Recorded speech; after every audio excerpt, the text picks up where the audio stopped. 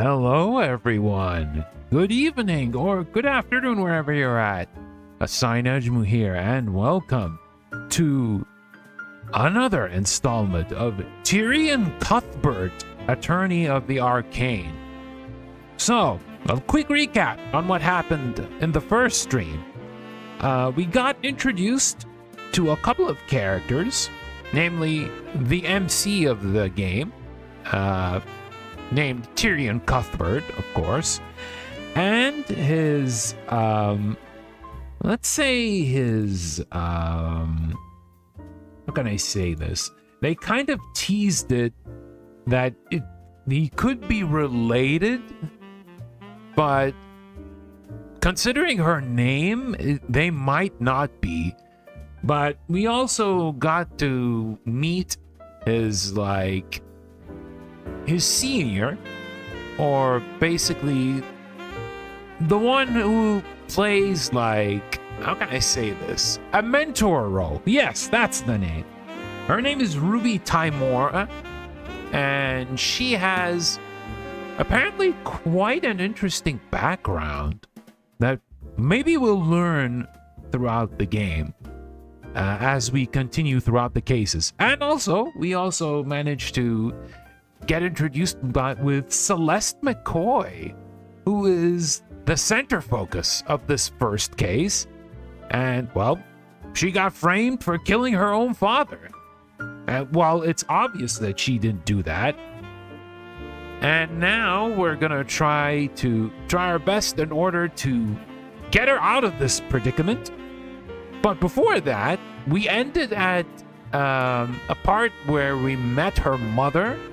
So we'll see what she has to say in regards to her daughter being thrown into jail and being framed for something that she didn't do.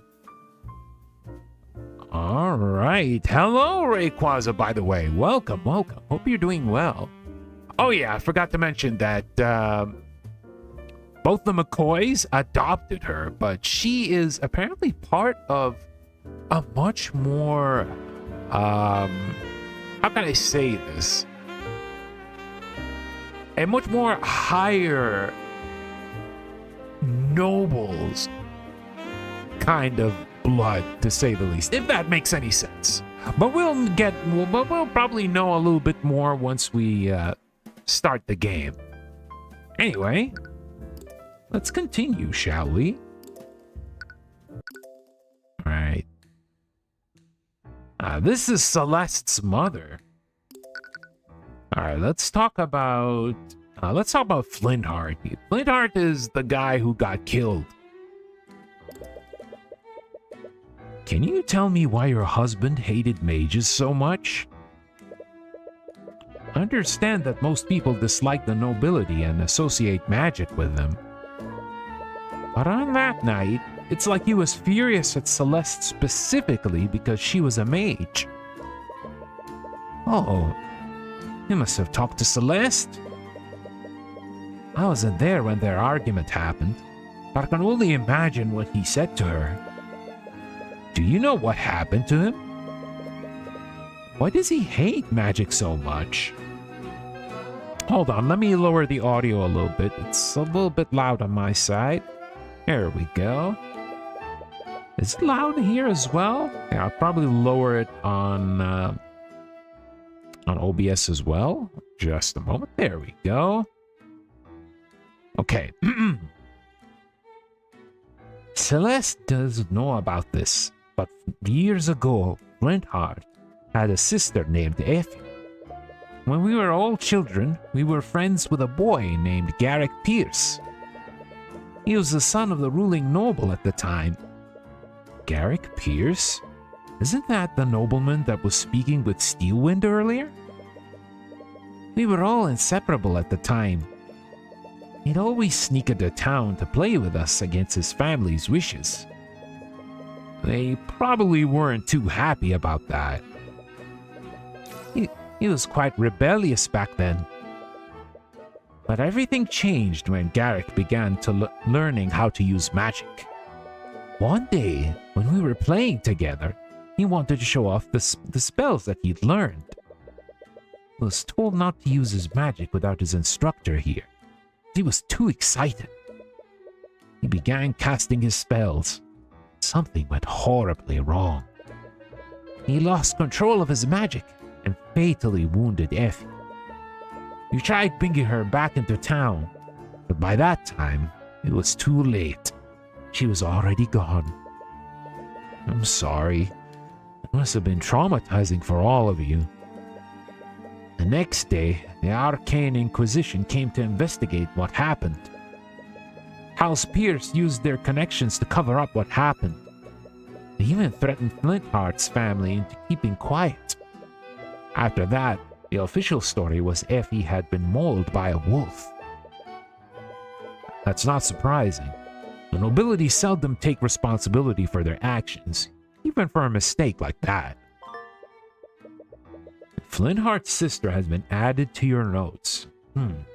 Flintheart's sister died during an accident involving a Garrick Pierce and his magic. Ever since then, he has hated magic and the mages who wield them. Something changed in Flintheart after that. He began speaking out against the nobility. Eventually, he started hosting rallies in this very tavern. Each night, more and more people began listening to his words and joining his cause. The number of people that he'd gotten under his banner was terrifying. There was even talk of an outright revolution against the kingdom. Might explain why someone would go out of their way to kill him. Well, he painted a big target on his back, and, well, it was inevitable. He knew how much danger he was putting himself in. No matter how I tried, I couldn't convince him to stop. His attitude didn't even begin to change until we adopted Celeste. Okay, now let's talk about Celeste. Can you tell me more about Celeste? How did she become part of your family? It all happened many years ago, back when the McCoy Tavern was still open. We were closing one night when we found a baby with white hair abandoned in the dining area. We waited weeks for her parents to come by, No one ever came looking for her. And that baby was Celeste? Yes, Linhardt and I always wanted a child. I thought that Celeste must have been a gift from the Scale Lord. But one day I saw Celeste practicing her magic. I think that's when I realized that someone from the nobility must have abandoned her at our inn. I didn't care though. I loved her all the same. I'm sure Flintheart did too. Wait, you knew that she was a mage all this time? I did. I haven't known her for very long, but she's a terrible liar. Flintheart must have noticed too. And I think that he didn't want to believe it. It's my fault. I should have forced him to see the truth. Right, is there anything else? Flintheart and Celeste. I spoke with Celeste earlier. She thinks that her father hated her because she was a mage. Ah, yeah. Yeah, I can see why she'd be depressed. There's no way he would ever feel that way. He loved her more than anything in the world. No matter what he said to her that night, nothing would ever change that. After seeing them together, he figured as much. Celeste was the world to him. When we adopted her, it was the first time in decades that I'd seen him so genuinely happy. It must have been really close. More than anything. Do you want to hear a story? Celeste had just returned from her travels. She wouldn't stop talking about this foreign drinks that she loved. I think it was called lotus juice or something strange like that. Well, Flintheart did everything he could to have it shipped here. He called in a bunch of favors with some of his revolutionary friends. And in the end, he was only able to get a single bottle of it. Is it really that rare? Yes. Wouldn't be surprised if it were the only bottle of lotus juice in the region. Wait a minute. Lotus juice? Is this the bottle that Flintheart bought? You show her a picture of the shattered bottle that you found next to Flintheart's body. It is! Oh no. He was going to surprise her with it. He found the broken pieces next to Flintheart's. Well, I found them in the dining area. That's strange. He'd been keeping it in our room so she wouldn't find it. Really? When was the last time you saw it? Right before I left the house that night. It was right before their big argument. So it wasn't just laying around in the bar. Decided to retrieve it after the argument. The shattered bottle of lotus juice has been updated in your notes. Okay, the shattered remains of a glass bottle. Flintheart McCoy was holding the bottle and dropped it during the murder. It contained Celeste's favorite drink, lotus juice. All right. I think you've investigated everything you can for now. But there's still one last thing you need to do. You ready yourself on one last conversation with Celeste. Alright, it's time to move. Let's see, to the barracks, where she is. Oh, you're back. Did you forget something? Actually, there's one last thing I wanted to talk to you about. Oh? Earlier you said something that I just can't let go. You said that your father died hating you. But after everything I heard about him, I don't think that's true. Your father loved you, Celeste, even in his final moments. You desperately want to reach her. If she keeps believing that he hated her, that thought will eat away at her for the rest of her life. You know that better than anyone. He's just lying to make me feel better. But it looks like it won't be that simple. You'll need to win an argument against her if you want her to see the truth. Ooh, argument time. Let's do this. Celeste believes that her father died hating her. But after seeing them together and learning about them, you know that can't be possibly true. Just need to convince her of that. Yes, let's do that. Argument. I know you're just trying to make me feel better, and I really do appreciate it. But everyone knows that my father hated mages. He always hated magic. There's no reason behind it. Alright, let's see.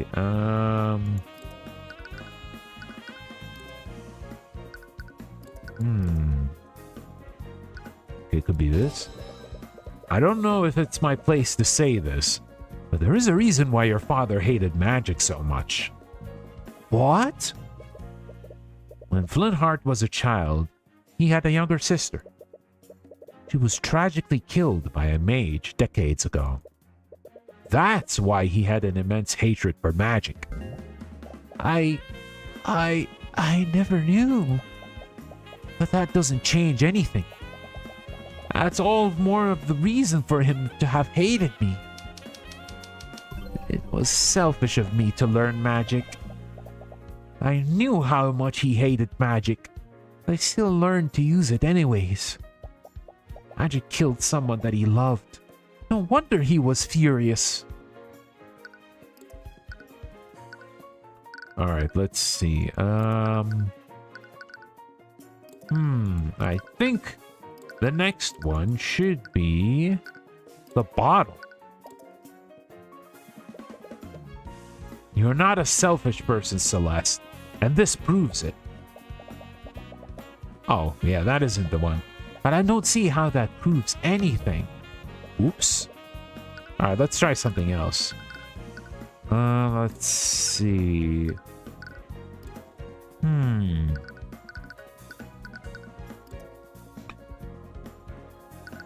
No, it can't be the bottle. We'll probably use the bottle later.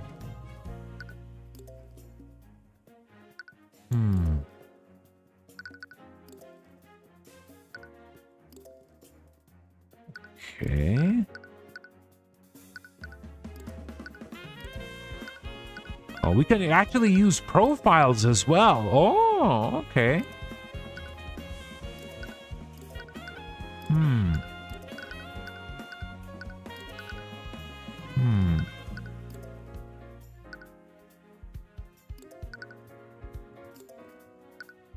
She wanted to learn magic so she can support her family, right? There we go. Yeah. But you didn't learn magic to benefit yourself, did you? You learned it to save your family after your tavern was shut down.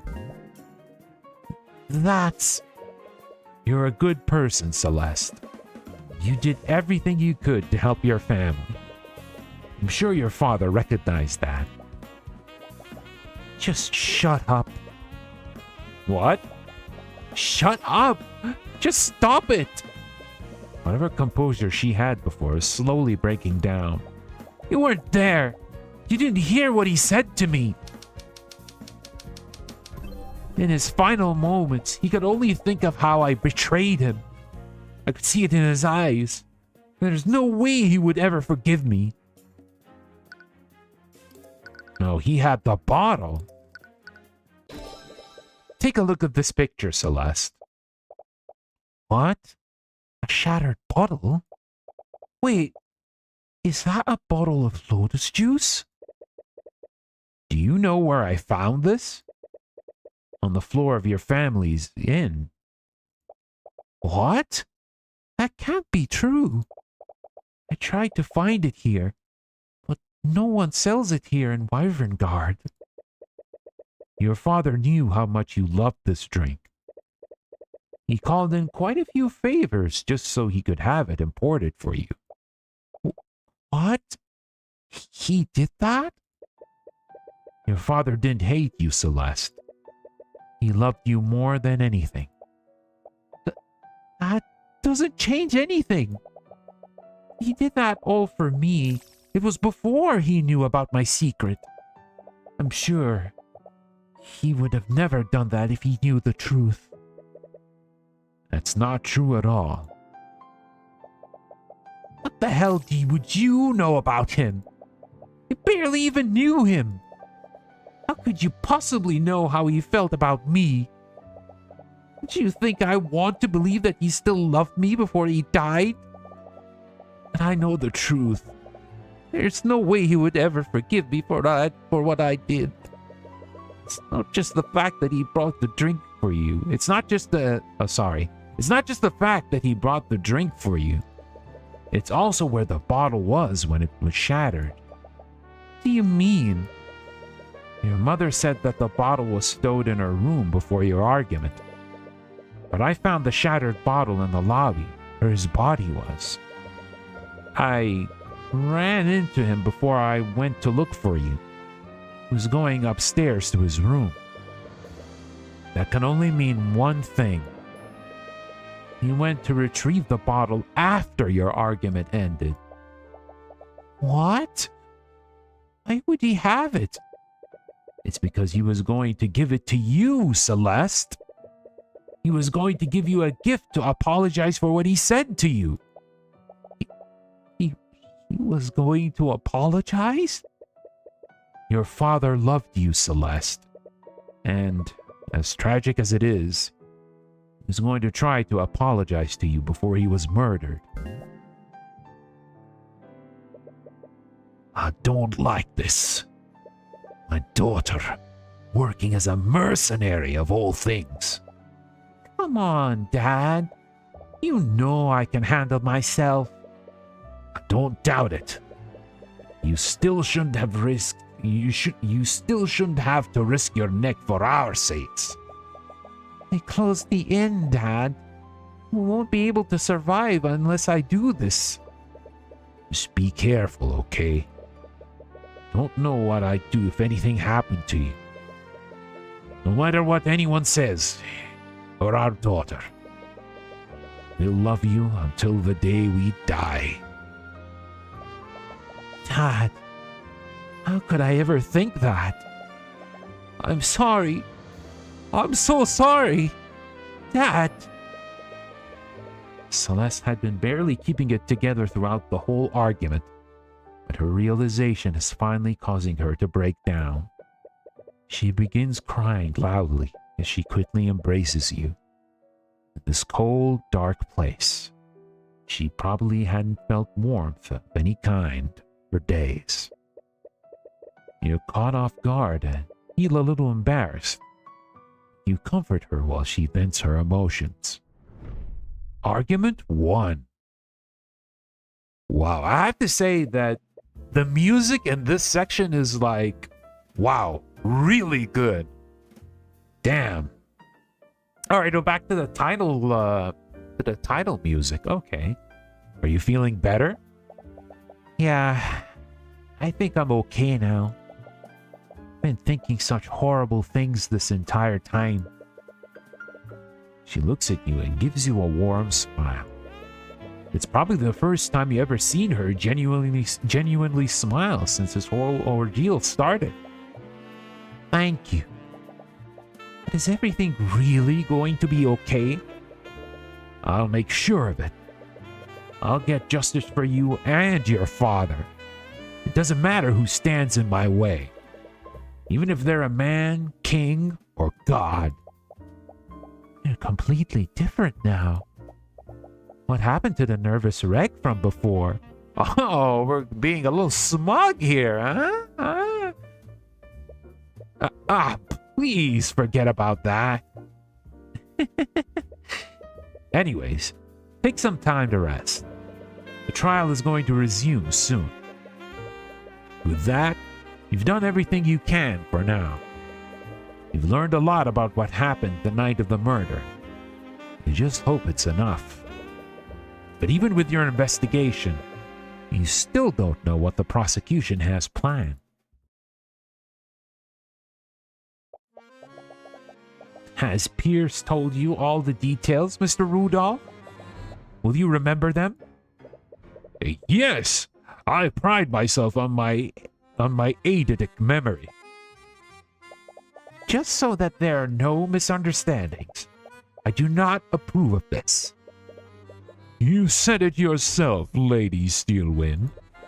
There's no possible way that I could have done the deed. It has to be the bastard child. We don't know what sort of tricks Ruby Tymora might pull tomorrow. You see this as a way of securing a just verdict. Just verdict, you son of a... You're the one who killed him. Yes, let's save. Alright, let's continue. And I hope this smug son of a gun gets what he deserves. Alright, it's time. Hello, Cuthbert.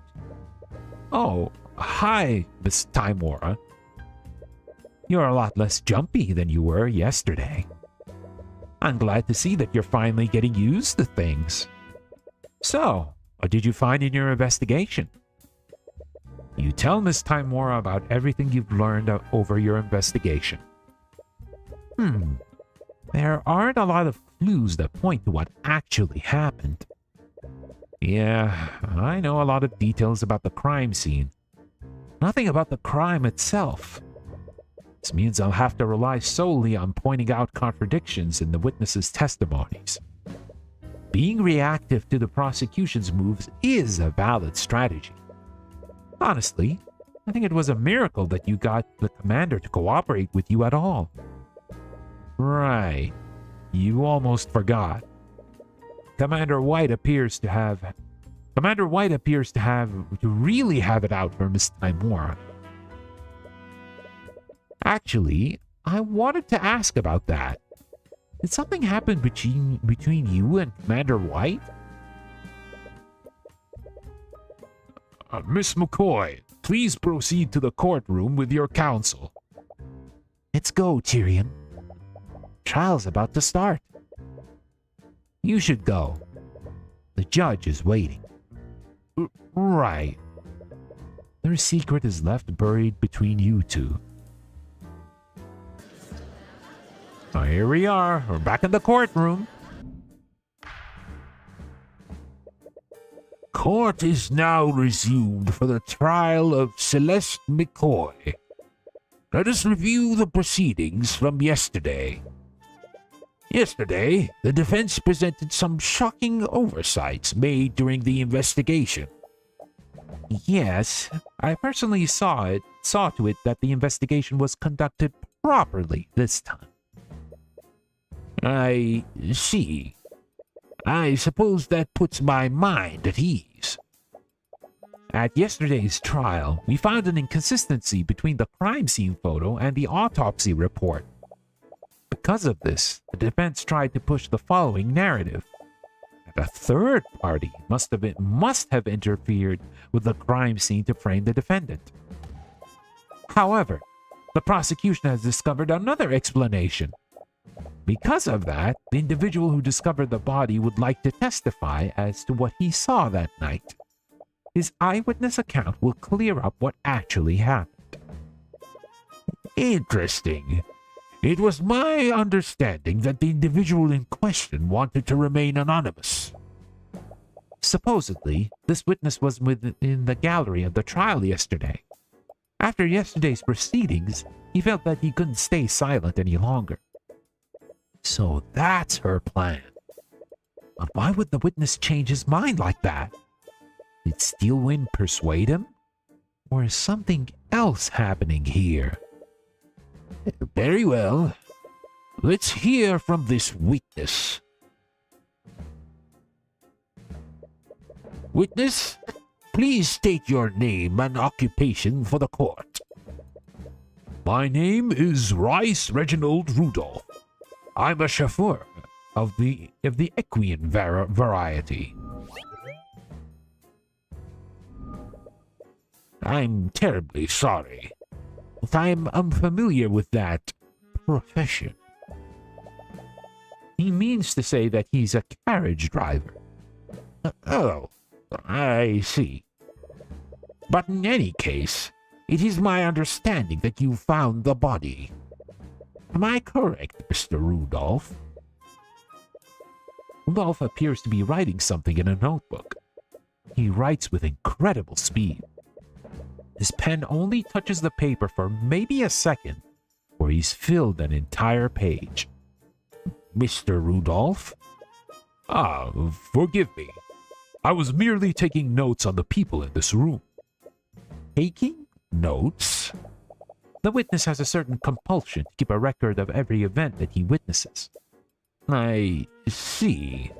Then I assume we will receive an accurate testimony of how you found the body.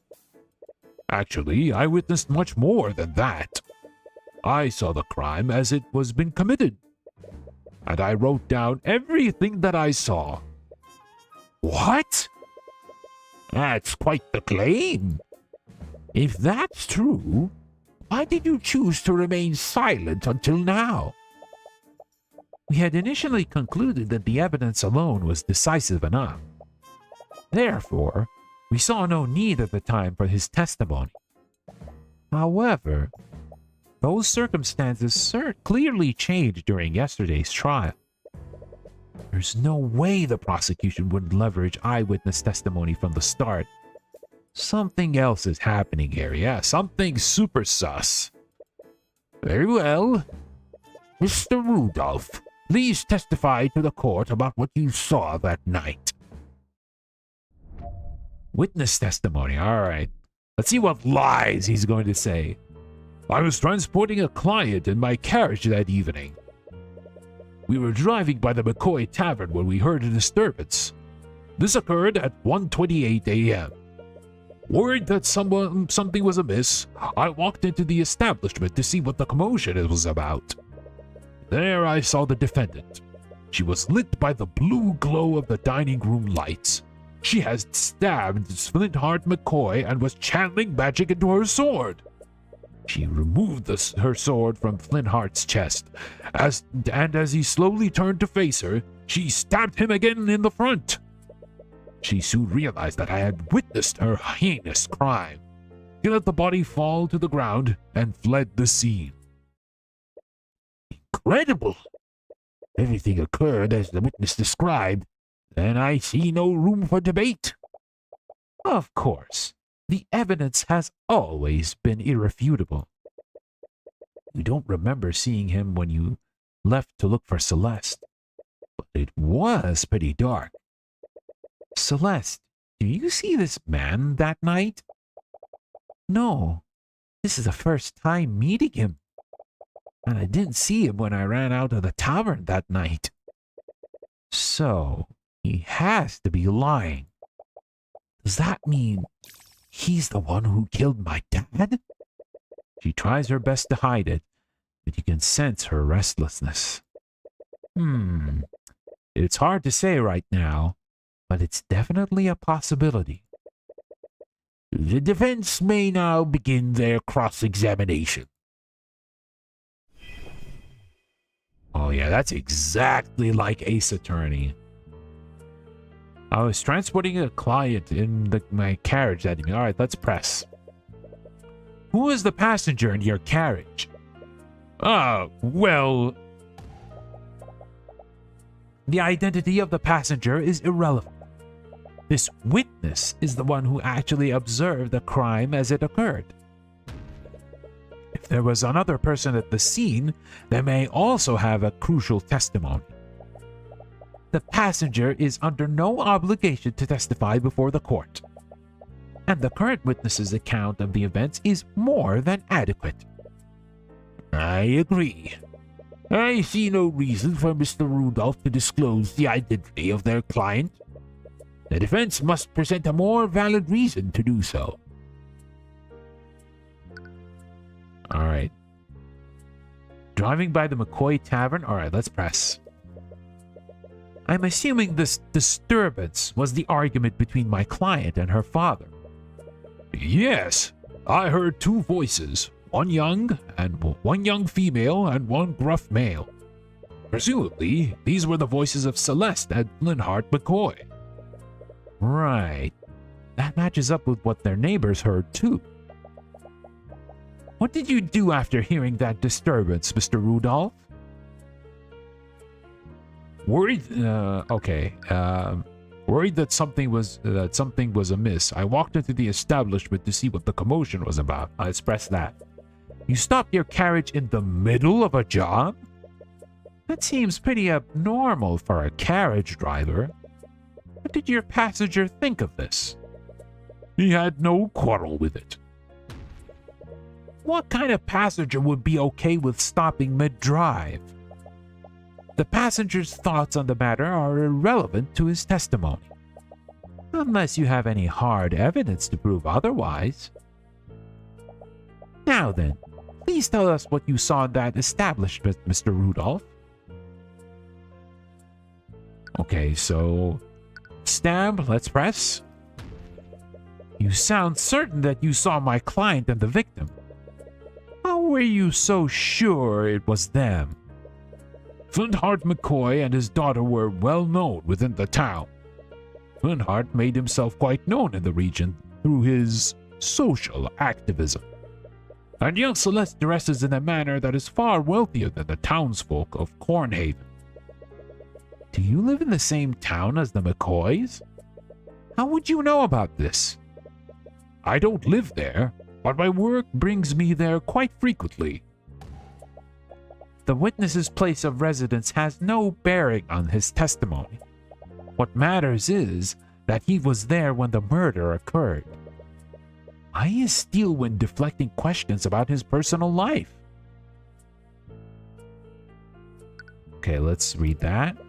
So, you're saying that my defendant stabbed him twice with her sword? Yes, that's exactly what I saw. There's only one visible wound on the body. If what you say is true, then that means that she stabbed him through the same wound. Isn't that extremely improbable? Improbable, but not impossible. It is strange, I'll give you that. But nevertheless, that's what the witness saw happen. He's really reaching with this. But you won't get anywhere unless you can prove that he's lying. Alright, let's press this last one. And you let her get away? I'm just a simple carriage driver. I have no way of combating an armed assailant. The witness also saw the defendant use magic. Did you honestly expect a chauffeur to subdue an armed mercenary? You suppose that she has a point there. He must have come up with a detailed story beforehand and wrote it down. This little quirk of writing down everything is the perfect cover for him to read over his notes. I guess it would be hard to catch him lying if he has a way to keep his story straight. Actually, it's just the opposite. With all these details, it would be that much easier to find an inconsistency. Just the need to find out which detail is incorrect. Alright, so I have a feeling about this. She removed the sword from Flintheart's chest and as he turned himself around to face her, she stabbed him again in the front. And let's look at the picture again. Yeah, see? It shows that he was only stabbed once, not twice. So I think this should be the right evidence that we'd show. Objection! Hopefully it's right. Your Honor, it's clear that the witness's testimony is contradictory, and this piece of evidence proves it. I feel that proves anything, Mr. Cuthbert. Oh, I guess you're right. Oh, you don't lose health here. Okay. I guess the only health that appears there, that shows up is in the arguments. Alright. I need to think about this proper. Okay, so that didn't work. Like the photo didn't work.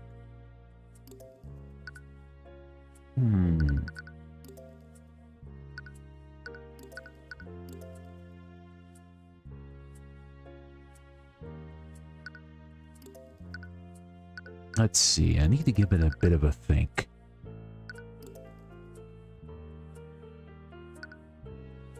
Alleged murder weapon. It's an ornately designed sword, but has no magical properties. Let's see. She was lit by the blue glow of the dining room lights. Wait a minute. Hold on.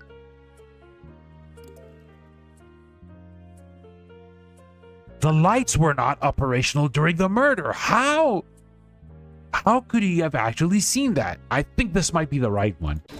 Yes, let's go. Mr. Rudolph, you testified that you saw my client murdering the victim. And you supposedly saw her casting magic while doing so? Yes, I could never forget such a grisly sight. That moment was burned into my memory. I see. Well, it's funny that you say that.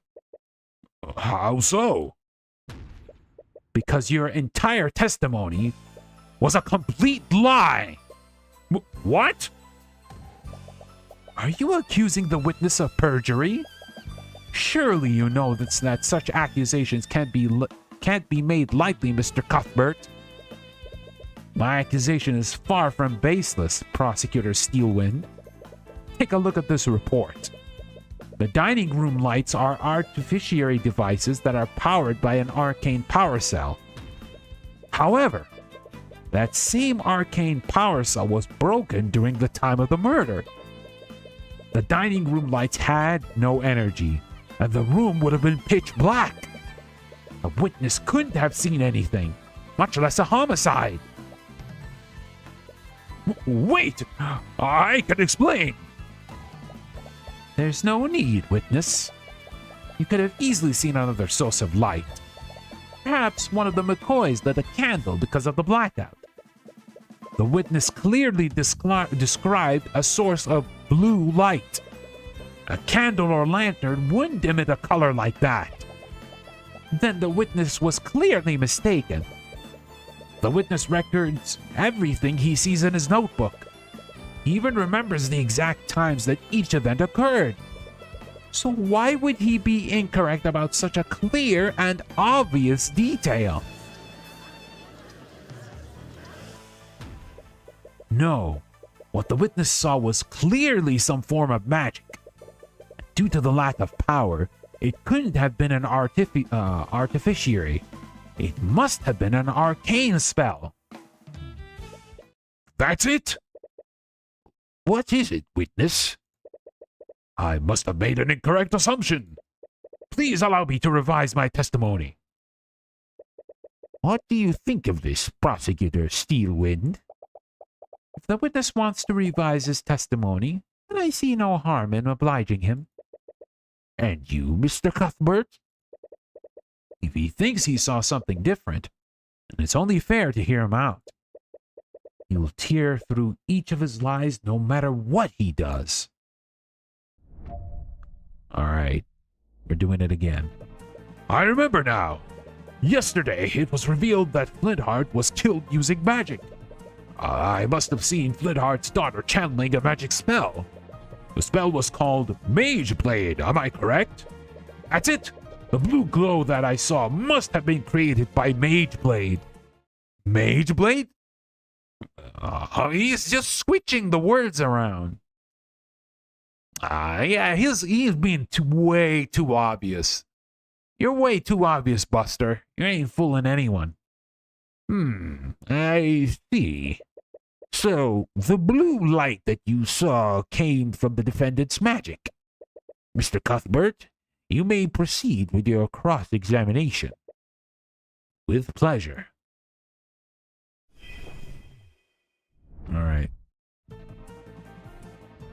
All right, let's try pressing.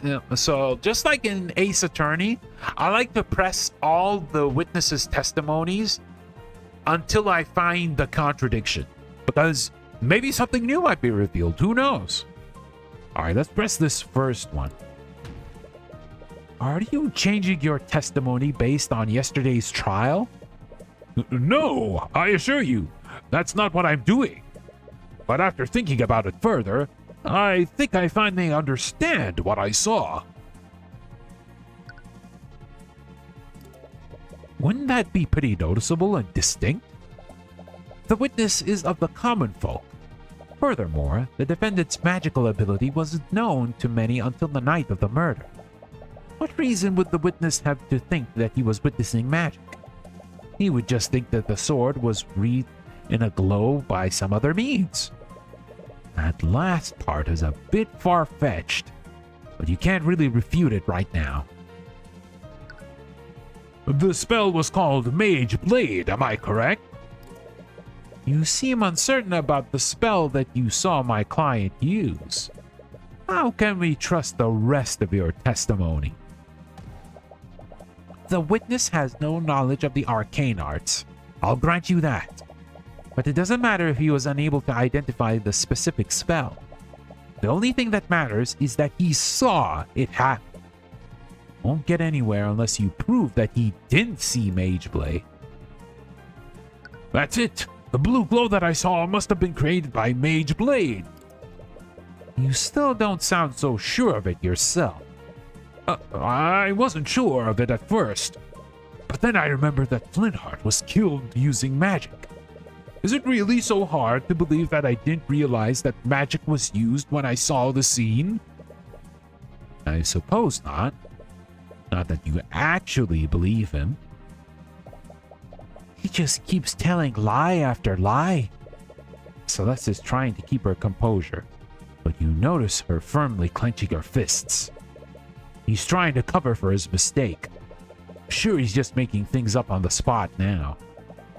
He doesn't know how magic works. I bet he barely understands what Mage Blade even does. Right. There has to be a flaw with his testimony because of that. Alright. So, blue glow, let's see. Ah, see that? He said it's a blue glow. But when we see the description, it says for the duration of the spell, the edges of the object becomes unnaturally sharp, more effective slashing through tough material. While under effects of this, the object emits a yellow radiant glow. Not blue, it was yellow. Ah, got him. Mr. Rudolph, you don't know much about magic, do you? Of course not. Are you trying to say that I should have recognized Celeste's Mage Blade?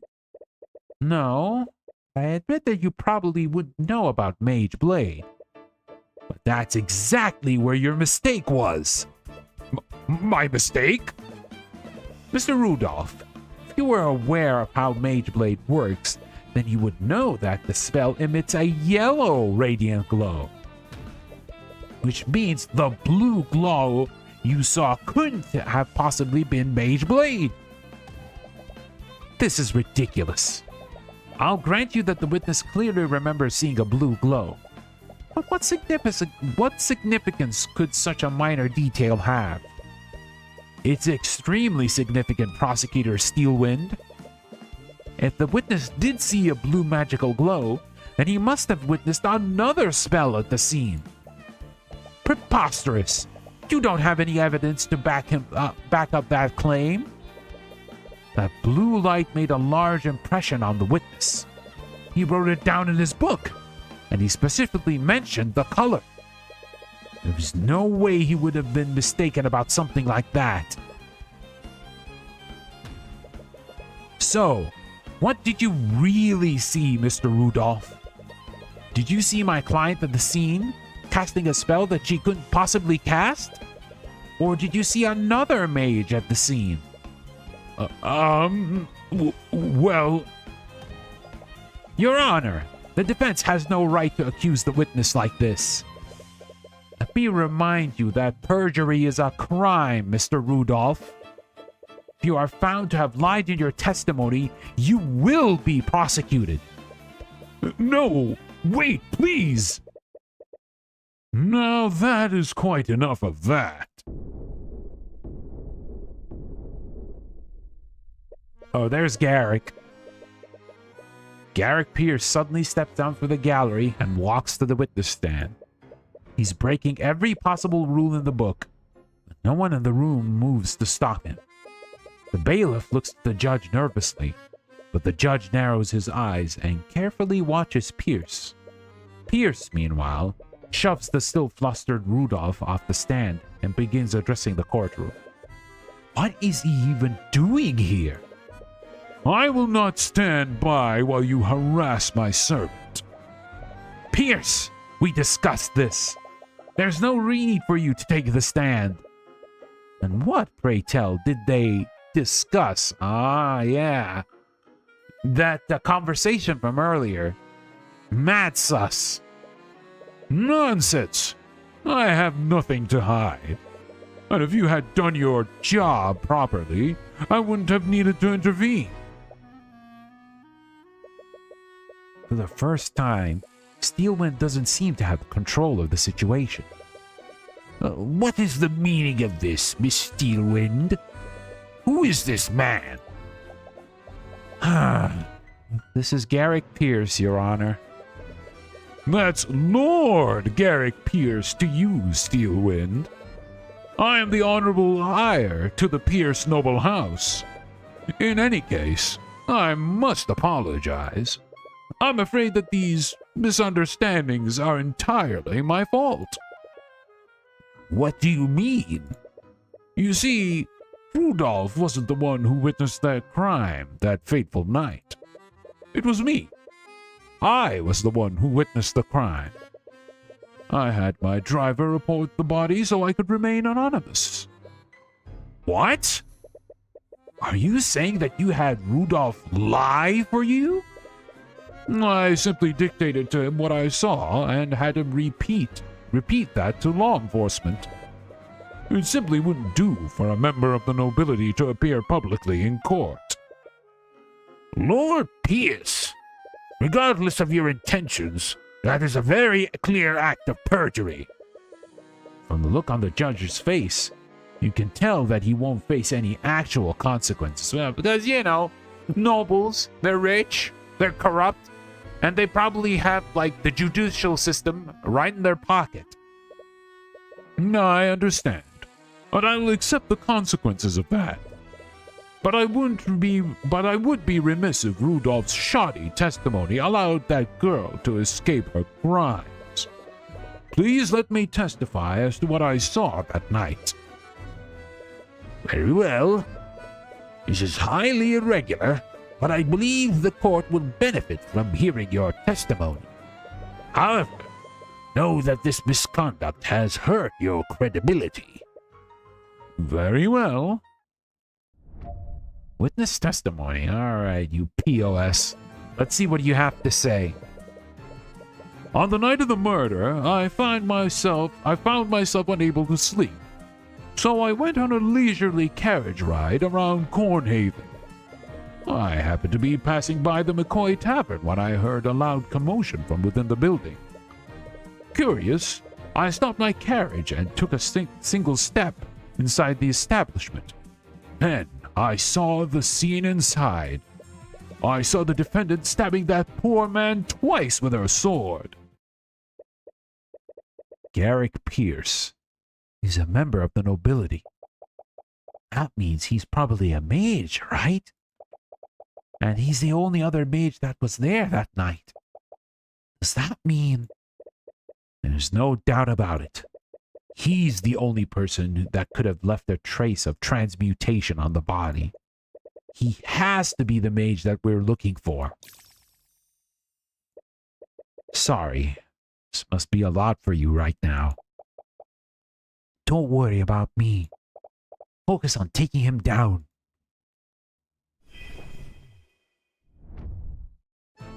Alright.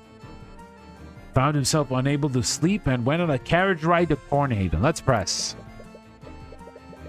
That seems like a strange way to pass the time. Not that you believe him for a second. The witness eccentricities. The witness's eccentricities, sorry, yes, a moment, guys, are beside the point. What matters is that he was clearly at the scene. I wouldn't quite put it that way. But nevertheless... Okay, he passed by the McCoy Tavern when he heard a loud commotion. Let's press that. I'm guessing this commotion was the argument between my client and the victim. One would conclude that, yes. As we all know, both of them became quite loud during their argument. It's not unreasonable to say that the witness heard them from his carriage. He stopped the carriage and stepped inside, and then he saw the scene. All right. Oh, visual image. If he was at the tavern entrance, then that would mean he was here. Crime scene map. All right, it was updated.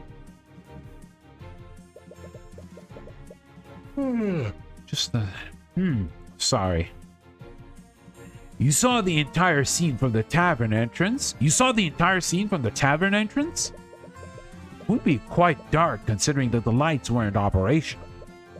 Even if my client was using Mage Blade at the time. Ah, of course. I forgot that detail. I couldn't see what was happening, so I used my magic to illuminate the scene. You used magic at the crime scene? Yes, I remember it clearly. I conjured a blue light to illuminate the scene. That same blue light must have been what my driver saw. I thought that Rudolph didn't witness the crime at all. If I had to guess, Mr. Rudolph must have seen the blue light from the carriage. He must have made that detail as part of a testimony earlier. That actually makes a lot of sense now that you think about it. Rudolph was so sure that he saw a blue light. It would be strange if he was lying about that. But anyways, which spell did you use to illuminate the crime scene? It was the Conjure Light spell. Conjure Light has been added to your notes. For the duration of this spell, a mote of magical light appears in the caster's hand. The color of the light is chosen by the caster and can be changed at will for the spell's duration. The mote of the light provides illumination for up to 15 feet of the caster and no further. It only lasts for 1 hour. I'm sure this could be pretty valuable. Your Honor, if the witness used magic at the crime scene, then I'd like for his spell compendium to be added to the court record. I see no reason to invade the witness's privacy over a trivial illumination spell. I agree. The defense would need a stronger reason to requisition the witness's spell compendium. Right you are, Your Honor. Your wisdom is truly fitting of your station. Oh, shut up. I used Conjure Light to illuminate the scene from the tavern entrance. From there, I clearly saw the crime unfold. Casting a spell seems like a pretty significant detail to forget. For you, maybe. But for a practiced mage like myself, using magic is as natural as moving my arm. You admit that you wouldn't know what it is like to be a mage. You saw Celeste stabbing her father twice. All right, let's press that. And I assume that you're going to say that she stabbed him from the opposite sides each time. Of course. Mind you, I have no idea why she would act like that. But can you prove that she didn't do exactly what I described? I suppose not. At least not yet, anyways. Pierce is definitely the real murderer. This means there has to be a lie somewhere in his testimony. He keeps saying that he stood at the entrance the entire time. If he killed my father, then he wouldn't have been further in. Right. Is there any way you can prove that he was further inside the building?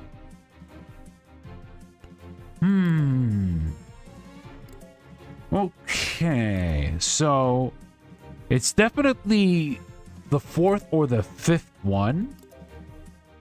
But let's see what we could present. Let me give a bit of a think. I saw the defendant stabbing the poor man twice.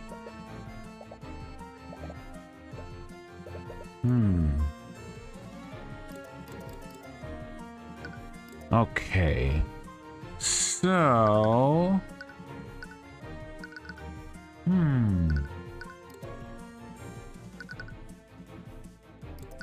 Duration of the spell, mode of magical appearance. Color of the light can be changed at will.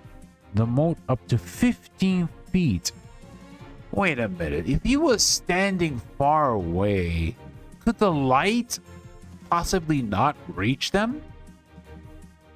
Can we use the map? Let's see the map. Ah, okay. So it's 5 feet by 5 feet. Wait, this is actually 5 feet. Hold on. Ah, okay. 15 feet of the caster and no further. Let's look at the map again. Oh, not this one. Sorry.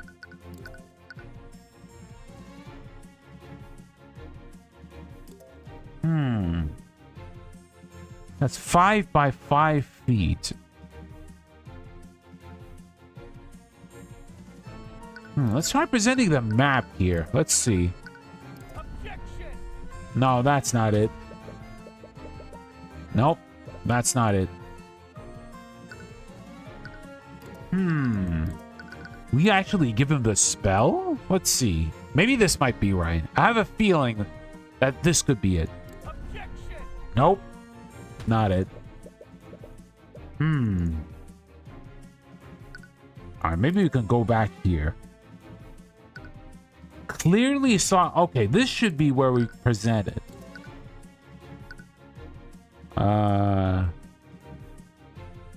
Location of the V marker. Claims that witness from the W marker, but that's impossible. Okay, this could be... It's either the spell or it's either the map. So we're gonna try the map first. They're probably gonna be the map, but we'll see. Objection! Yes, it is the map. Lord Pierce, you said that you illuminated the scene from the tavern entrance. Okay, this is in the seek of a question. Lord Pierce, you said that you illuminated the scene from the tavern entrance. And you only took a single step into the building? Of course. I remember it very clearly. I stood only at the entrance. In that case, I'd like for you to take a look at the map of the tavern.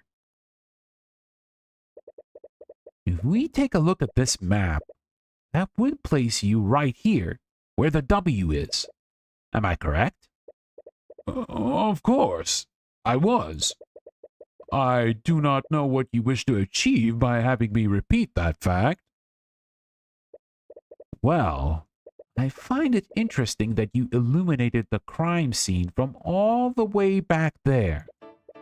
Considering that Conjure Light only illuminates in an area within 15 feet. What? The spell's range is irrelevant. We've already established that the victim would have been illuminated by Mage Blade. During his testimony, Lord Pierce clearly stated that he couldn't see what was happening. That's why he cast Conjure Light in the first place. However, Conjure Light doesn't work like a normal source of light. It only provides illumination up to 15 feet of the caster and no further.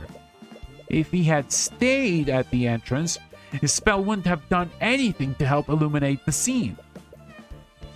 But what does this mean? Lord Pierce, did you illuminate the crime scene or not? Well, I can answer that question for you, for your honor. Lord Pierce did illuminate the scene of the crime. He illuminated it because he was standing right where it happened. Mr. Cuthbert, Are you trying to say that Lord Pierce was that close to where the murder occurred? How would that be possible? Well, there's only one way this scenario would make sense, Your Honor. And that would be if Garrick Pierce was the one who murdered Flintheart McCoy. Hold on for a moment. This is absurd. I could not have easily used a different spell. I could have easily used a different spell to illuminate the room. And which spell would that be, Pierce? The name escapes me. I'm not sure which one it was now that I think about it. You idiot. Well, maybe we can figure it out together. When you relinquish your spell compendium to the court. What? This is a clear violation of my privacy. Steelwind, aren't you objecting to this? If you had listened to my instructions, you wouldn't be in this situation. You've made your bed. Now lie in it. Steelwind, you treacherous! That's enough! It appears that the prosecution has no objections. With everything that has occurred, I must ask Lord Pierce relinquish his spell compendium to the court. Garrick's spell compendium has been added to your notes.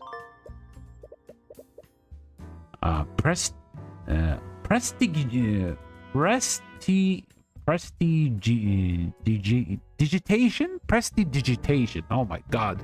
So many big words in this game. Whew. Prestidigitation. Alright. Caster creates a simple and harmless visual effect around their hand. This effect will last for as long as they maintain concentration on the spell. Conjure water. Causes water to magically flow out of the caster's hand. This water will flow so long as the caster maintains concentration on the spell. Frost Wave. Oh, that's a lot of spells. Anything caught within range is hit with a blast of extremely cold air. Liquids hit will be immediately frozen, and organic life will immediately enter stages of hypothermia. Shape Liquid.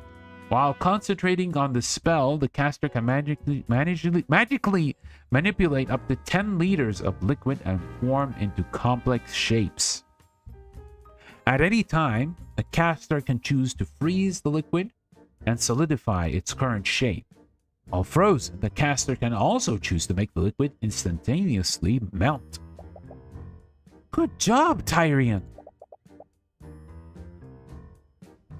Tyrion. I keep calling him Tyrion, but I wanted to double check, so I checked like other people on YouTube who actually played this game, and apparently it's not Tyrion, it's Tyrion. And that's what I get for having a name that isn't very common amongst people, unless I was living under a rock, and Tyrion is a very common name. At least Cuthbert is is kind of like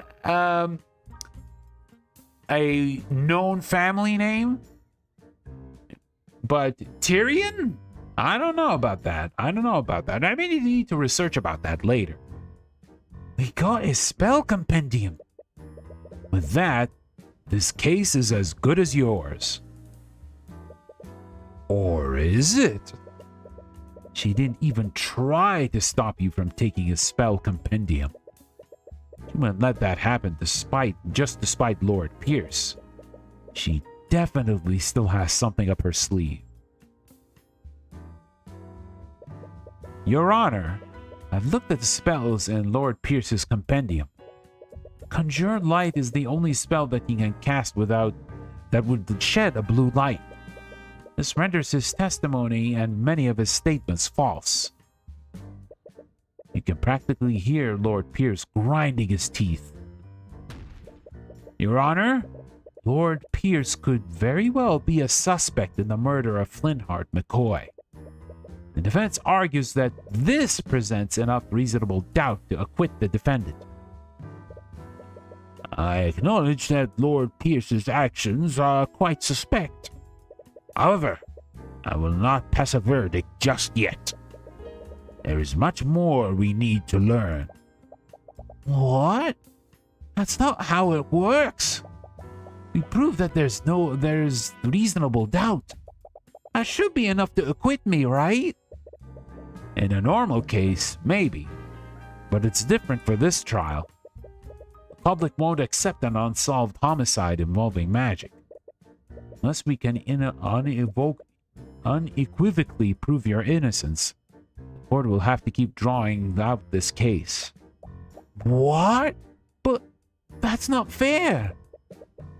That's just how the system works. Our court system doesn't exist to exact justice. It exists so that the kingdom can save face. No. However, the court will be suspending the trial of Celeste McCoy until further notice. That is, until Lord Pierce can be investigated as a possible suspect. Objection! Oh!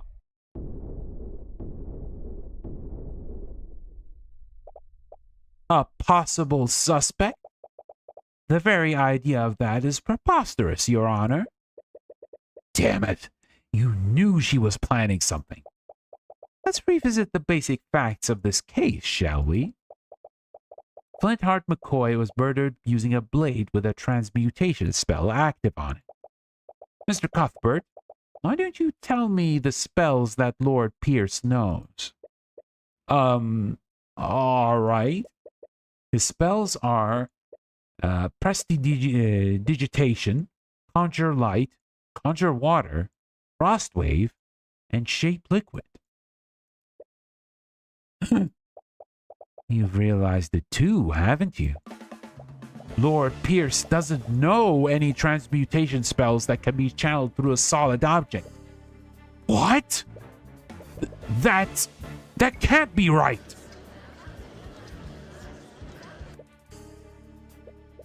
Ha! You're right. You're absolutely right, Lady Steelwind. I couldn't have possibly committed the murder. I see. With that in mind, that would leave the defendant as the only possible killer. He was the only other mage there. He has to be the real murderer.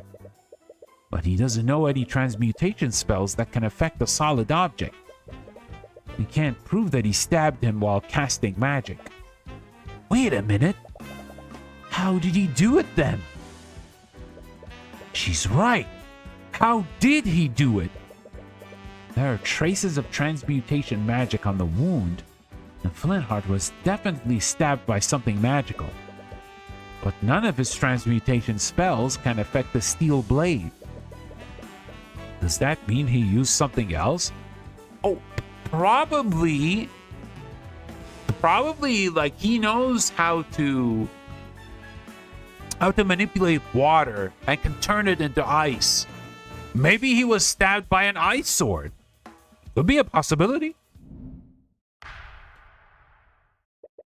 The defense did cast some doubt on this witness's testimony.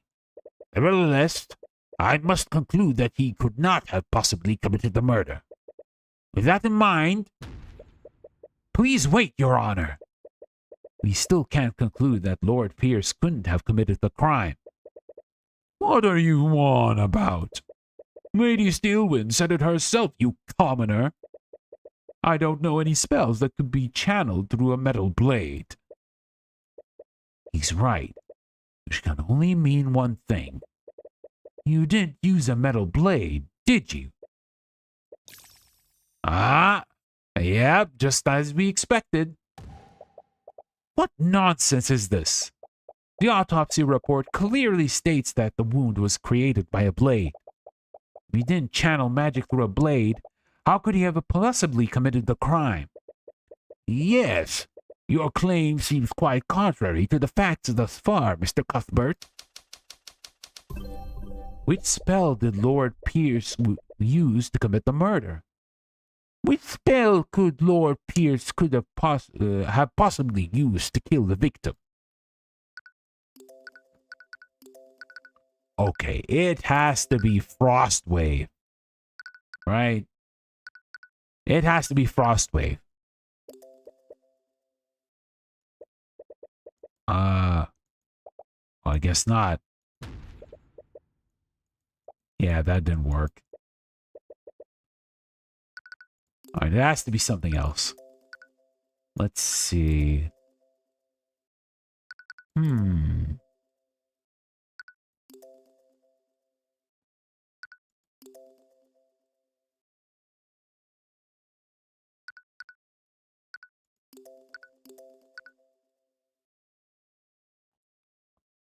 Oh, okay, it's shape liquid. Yeah, it is shape liquid. Oh my god, I messed it up. It's shape liquid. It has to be shape liquid. There we go. Yeah, it wasn't the other one. It was shape liquid. You see, Your Honor, Garrick Pierce didn't kill the victim using a sword. He killed him using an object shaped exactly like a sword. What? I'm afraid I don't quite understand, Mr. Cuthbert. I'd like for the court to take a look at Lord Pierce's spell compendium. Garrick Pierce knows a seemingly insignificant spell called Shape Liquid. With it, he can control a body of water and shape it into any complex shape he wants. Then he can freeze that liquid, maintaining its current shape. A shape like a sword. What? No! Is it possible that he... What do you have to say for yourself, Lord Pierce? What do I have to say? Pierce's breathing becomes more frantic. He's clearly not used to being put in a corner like this. You can see his stress and frustration emanating through the eye of Horus. You have him now. Time for the finishing blow. Oh, it's time for an argument. Argument. I'll tell you exactly what I have to say, you commoner. I'm not the one on trial here. We're here because that bastard child didn't know her place. She's just a peasant, yet she has still learned the arcane arts. And look what happened. I saw the murder. I witnessed everything. That girl used our holy arts to murder her father in a fit of rage.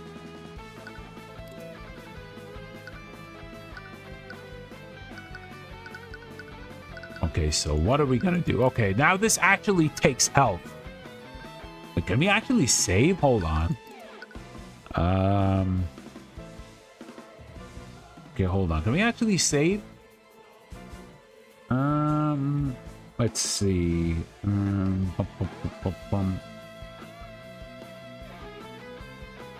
save load menu. Can we do that? No, we can't do that. Nope, we can't do that. Yeah, we have to play smart here. Oh, wait. We can actually save. Hold on. That's log. Okay, hold on. Can we actually save? Oh, no.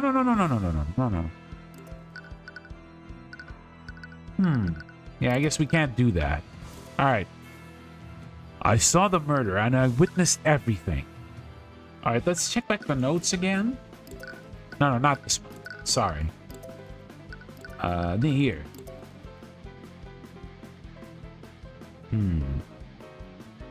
The girl used the holy arts to murder her father in a fit of rage. You saw the murder. But how can you see it when you say you were that far away, right?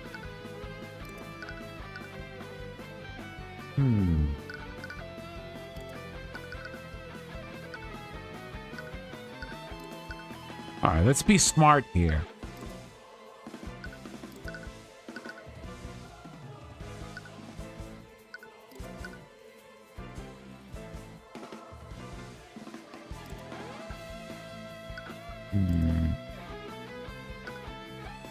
Yeah, but it's definitely the map, right? It should be the map. Please don't let me be wrong. Ah, yes, I'm right. Whew. And how, pray tell, did you see everything? If you recall, you testified that you only took a single step inside the inn. But you wouldn't have needed to be within 15 feet to see my client with conjure light. This again? If you're going to keep treading on that one detail, then I admit it. I stepped further into the inn. I kept that detail out of my testimony. All because I knew that you'd use it to cast suspicion on me. Lord Pierce! But you didn't just keep the detail from your testimony, did you? You testified the opposite. That makes you guilty of committing perjury. No! I mean... you miserable wretch! Perjury by Garrick Pierce has been added to your notes, yeah. Kick his ass! And let's not stop there. For your story to be true, you would have needed to be within 15 feet of my client. According to your testimony, my client had just finished committing a murder. Wouldn't she have noticed you? If you were that close, then you would have surely been close enough to apprehend her. So why didn't you? Don't you have a duty to your citizens? Shut up! Shut your dirty peasant mouth! That woman was armed. I had no reason to put my life in danger. She was wielding her sword after the murder. I was terrified when I saw her holding that bloody sword. My life was in danger.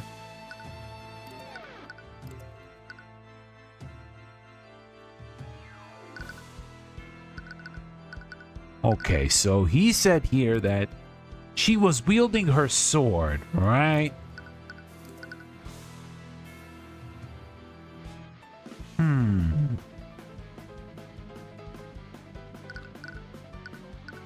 But it has no magical properties, though. Right? That should be the one. We need to present the sword itself. I think that should be right. I think that should be right. It might be wrong, but I have a higher percentage of being sure that it's right. No, it's not. No, he claims that Celeste was holding her sword after the murder. In his proposed sequence of events, that shouldn't be possible. Is there a piece of evidence that proves Celeste couldn't have been holding the sword? Ooh, okay. Yeah, I knew that was wrong. Let's see.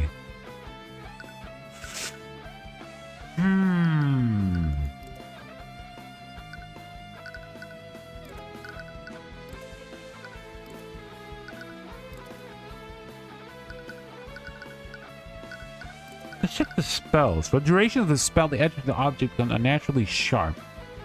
While under the effects of the object, the target object must be no larger than a 5-foot cube. But yeah, this could also be plausible. Alright?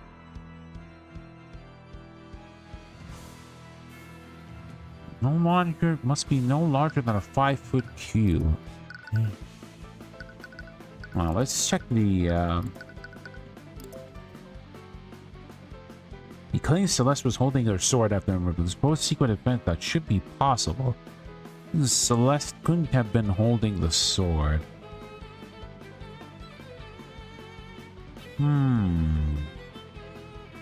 Need to give it a bit of a think here.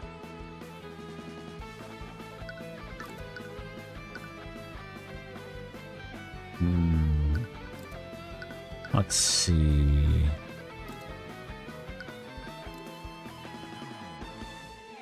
Oh yeah, the picture shows that. Yeah, the picture shows that the sword was pierced through was pierced through Flintheart, right? Yes, that's it. That's it. Nice. But that can't be right, can it, Lord Pierce? This photo of the crime scene shows that the sword was left in the victim's body.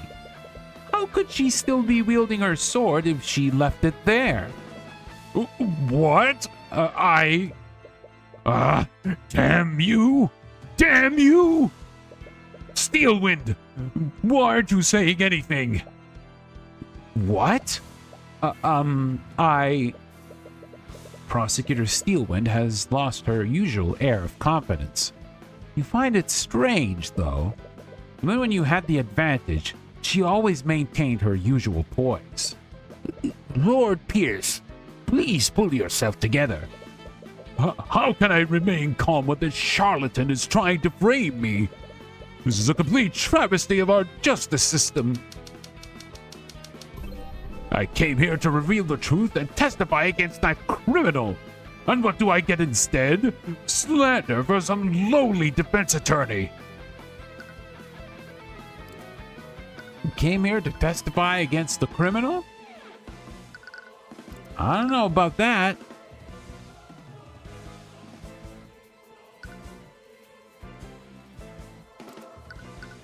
You came here to reveal the truth. You were lying, bro. You were committing perjury. You know, I think that should be the one, right? We'll see. Yes, there we go. You talk about justice, but you've committed several acts of perjury to twist the outcome of this trial. You are clearly not acting in good faith. You don't care about justice. You just want to further your agenda. So admit it, Pierce. You created a makeshift sword using shape liquid, and you used it to impale Flintheart. You shoved my client's sword into the wound, while the remnants of the real murder weapon evaporated. It was a perfect crime, wasn't it?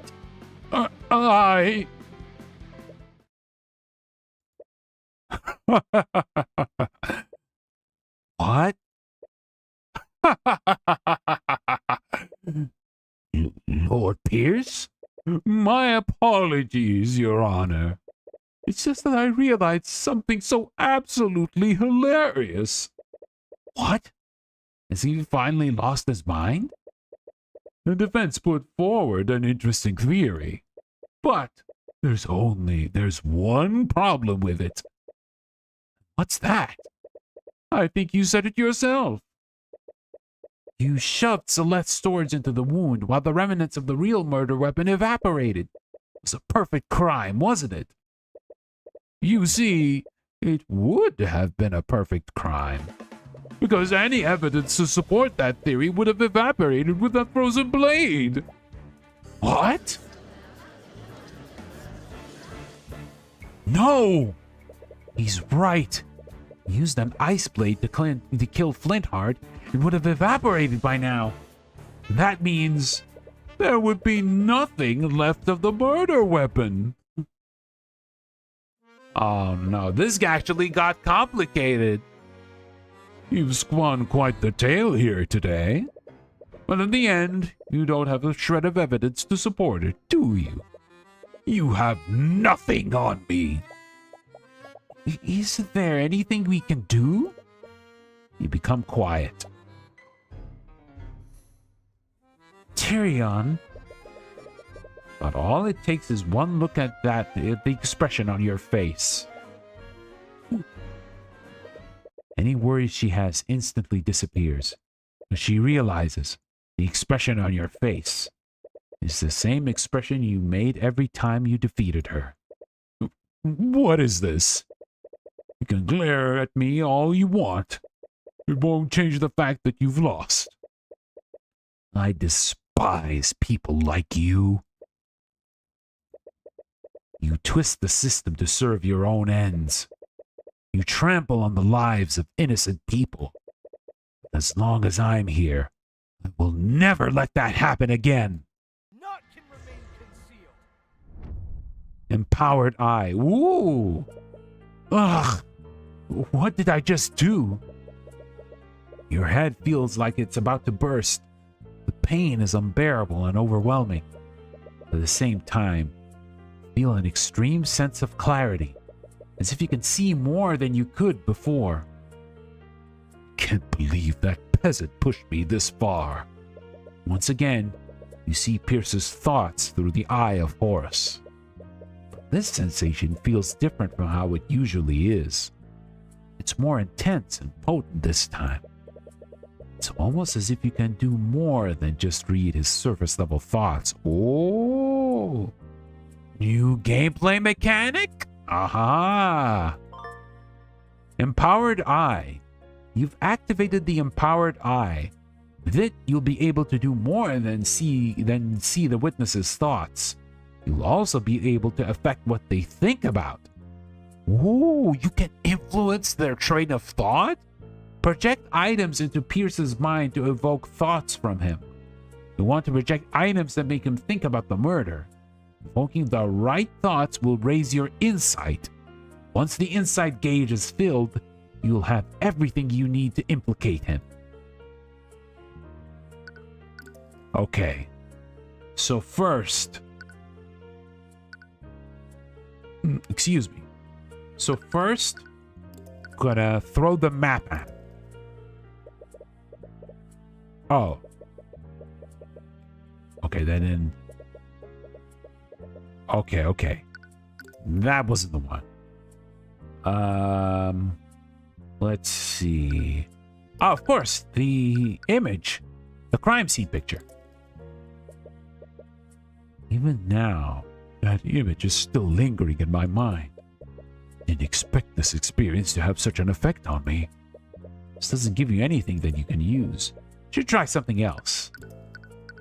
Let's see. A sword? What an ornate sword. Wonder how a commoner like her obtained such a thing. Wonder if the Inquisition will let me have it once this girl is convicted. Doesn't give you anything that you can use. You try something else. It's interesting that, like, you can use, like, even items that aren't very useful to get a better, to fill the insight gauge. It gives you, like, different, like, trains of thought. All right. Let's see. Let's go with that spell, Shape Liquid. After all the trouble I went to, I can't believe that lawyer figured out the spell I used. Well, no matter. It's not as if there's any evidence that proved that I used it. I'm lucky that old fool had that bottle of water with him. Water from a bottle? Wait, a bottle? Well then, as riveting as this has been, I believe it's time for me to take my leave. Now wait a minute, Pierce. What is it now, you wretch? I'll say it as many times as you need to hear. There is no evidence of a liquefied weapon at the crime scene. Oh yes there is, and it's the bottle. You're right, Pierce. If you did use Shape Liquid on a body of water, the murder weapon would have evaporated entirely. Ah, it seems you've finally gotten that fact through your thick head. Bravo! But let's not get ahead of ourselves, Pierce. What if you didn't use Shape Liquid on a body of water? What if it was another type of liquid? What are you going on about? Pierce, Shape Liquid doesn't just work on water. It works on all kinds of liquids. The shattered bottle contained the liquid that you cast your spell on, didn't it? Showing the picture of the shattered bottle of lotus juice. The bottle. Pierce, I found the shattered bottle on the ground near the victim's body. I wonder what caused it to shatter. You must have decided to use any liquid you could find. Luckily for you, the victim was holding the perfect quantity of liquid in his hands. I wonder, Lord Pierce, if we had someone analyze the broken pieces of this bottle, would we find traces of transmutation magic? You little! That still proves nothing. So, what if there are traces of magic on the shattered bottle? You still don't have a murder weapon. I wasn't finished, Pierce. What? You see, the liquid contained in this bottle wasn't water. It was soda. So, what difference does that make? A blade of ice made out of water would have evaporated entirely. But a blade of ice made out of soda would have left a puddle of dried residue. No, it can't be. I'd wondered why there was such a circular trace of magic under the body. We checked the outline of that trace. I bet we'd find a dried puddle of soda residue. That would prove that you used your magic on that soda. There's your murder weapon, Pierce. And that's checkmate.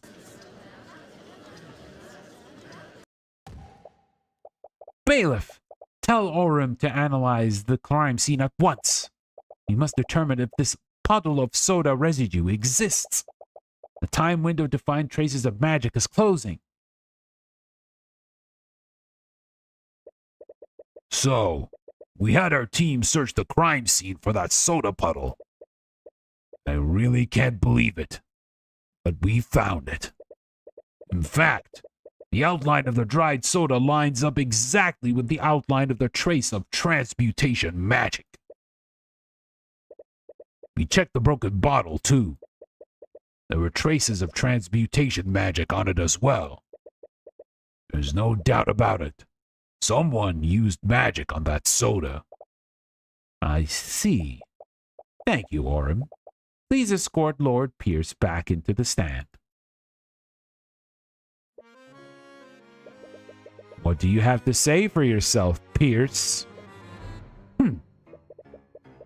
What do you think you've accomplished here today? Do you honestly think you can indict me? I'm an aristocrat from the highest echelons of our society. That fool of a man was an insurgent.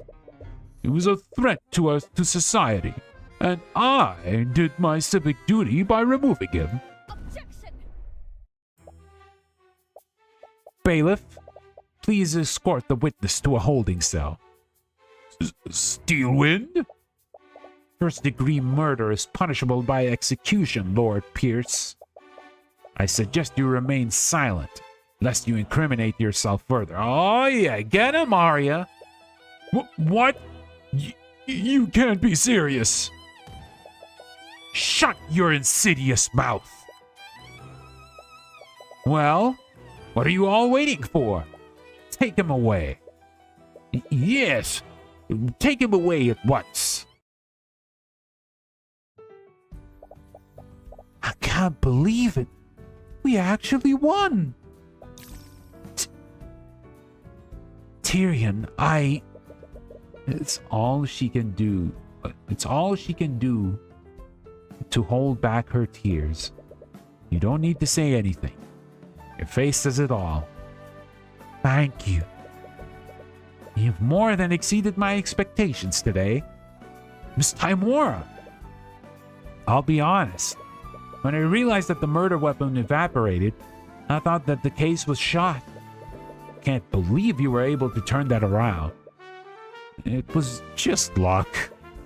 If he had used water, it would have been done for. It had nothing to do with luck. You were able to deduce which liquid he used. And you did it by just looking at a few shards of broken glass. Your skills of deduction never cease to amaze me. That's not exactly true. But with Celeste there, can't tell her about your new ability. You're all quite lively. There's no need for such hostility, though I wouldn't expect any less from the Hound of the Eye Taker. Wait, what did she mean by that? You glance at Miss Timora. When she meets your glaze, she immediately looks away. She looks like she's focusing. almost as if to protect herself from a certain eye. I must admit, I was hoping to test my blade against you directly. However, your protege proved to be a worthy adversary. Thank you? Is this some kind of game to you? You talk about trials as if there's some kind of competition. Your action almost condemned an innocent woman to death. Our system operates by having two powers of opposition. When those powers are balanced, justice prevails. Make no mistake, your victory today was just our system working as intended. Ha! Working as intended? You know very well our system only exists to protect your people. I know. What? In any case, looks like we'll be facing each other more frequently in the future. I look forward to doing battle with you again, TYRION CUTHBERT. What a strange girl. Well, that kind of killed the mood, didn't it? Not at all. I think we should celebrate. Oh? What did you have in mind? There's this amazing restaurant in the upper quarter of the capital city. They usually only serve nobles. Why not anyone in if they have enough gold? Wait, do we have enough gold? Oh, of course we do. Don't worry about the details. I'll handle everything. Wait, just how much money does Miss Timora make? And so begins my journey into the world of law and magic. Our justice system is rotten to its core. I'll have many trials ahead. Regardless, keep fighting on and get justice for every one of my clients. Episode end. All right. I'll finish the first case. Nice. This feeling. I knew it. This radiant soul has finally awakened. I can't believe it. I've been waiting for so long. I can't wait for the day when I can see his eyes draped in agony. Okay. Okay, I guess we'll... okay, so... you just don't immediately continue. You just have to go case by case, huh? Alright, let's go. Let's do a little bit of case 2. Get a bit of an introduction on how case 2 works. And yeah, because we still have a little bit of time. I don't want to, like, finish this early. Because last time we could have finished the case, but, you know, it took a little bit longer than expected. All right, let's do a little bit of episode 2 and see how that fares. Let me go. I'm not going anywhere until I see her.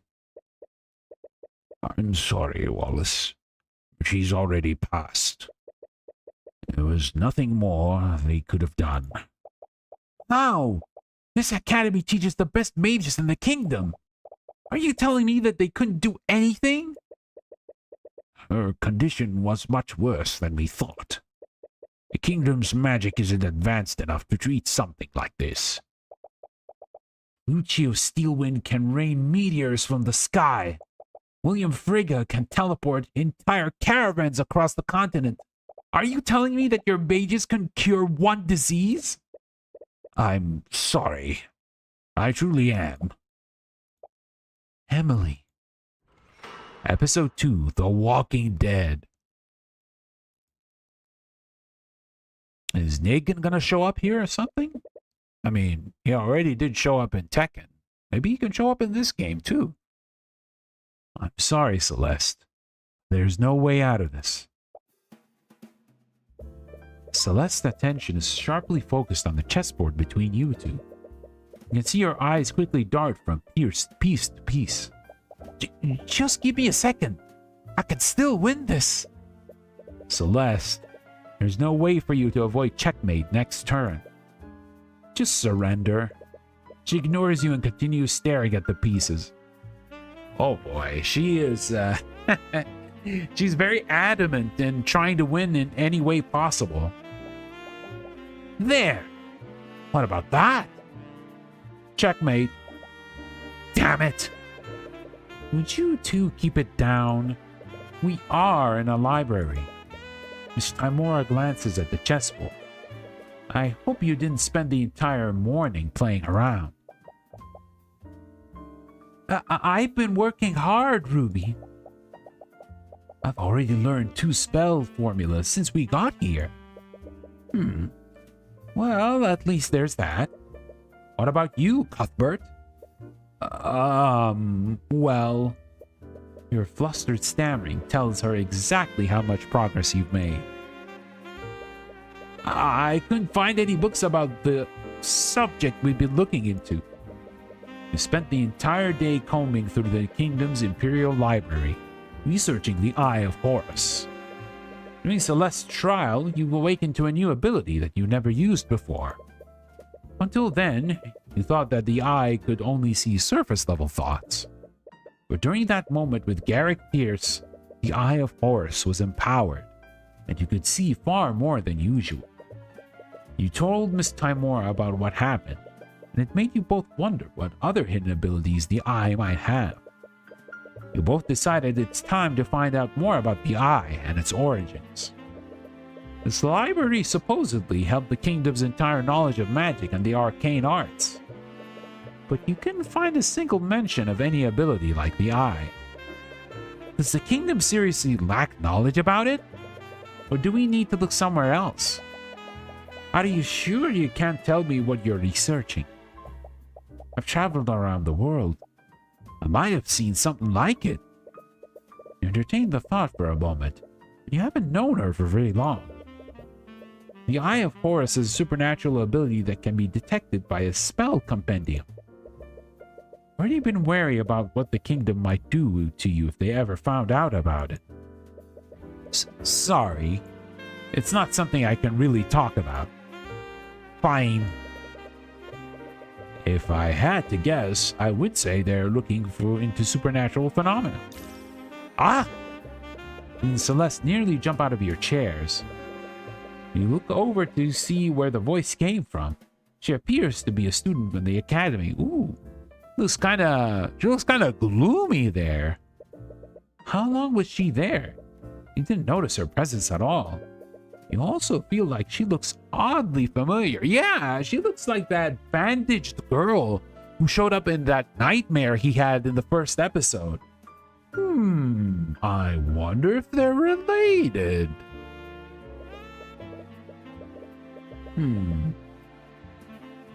Well, considering this might be in kind of a mixed nationality country, you could probably give her a British accent. Yeah, like a soft British accent.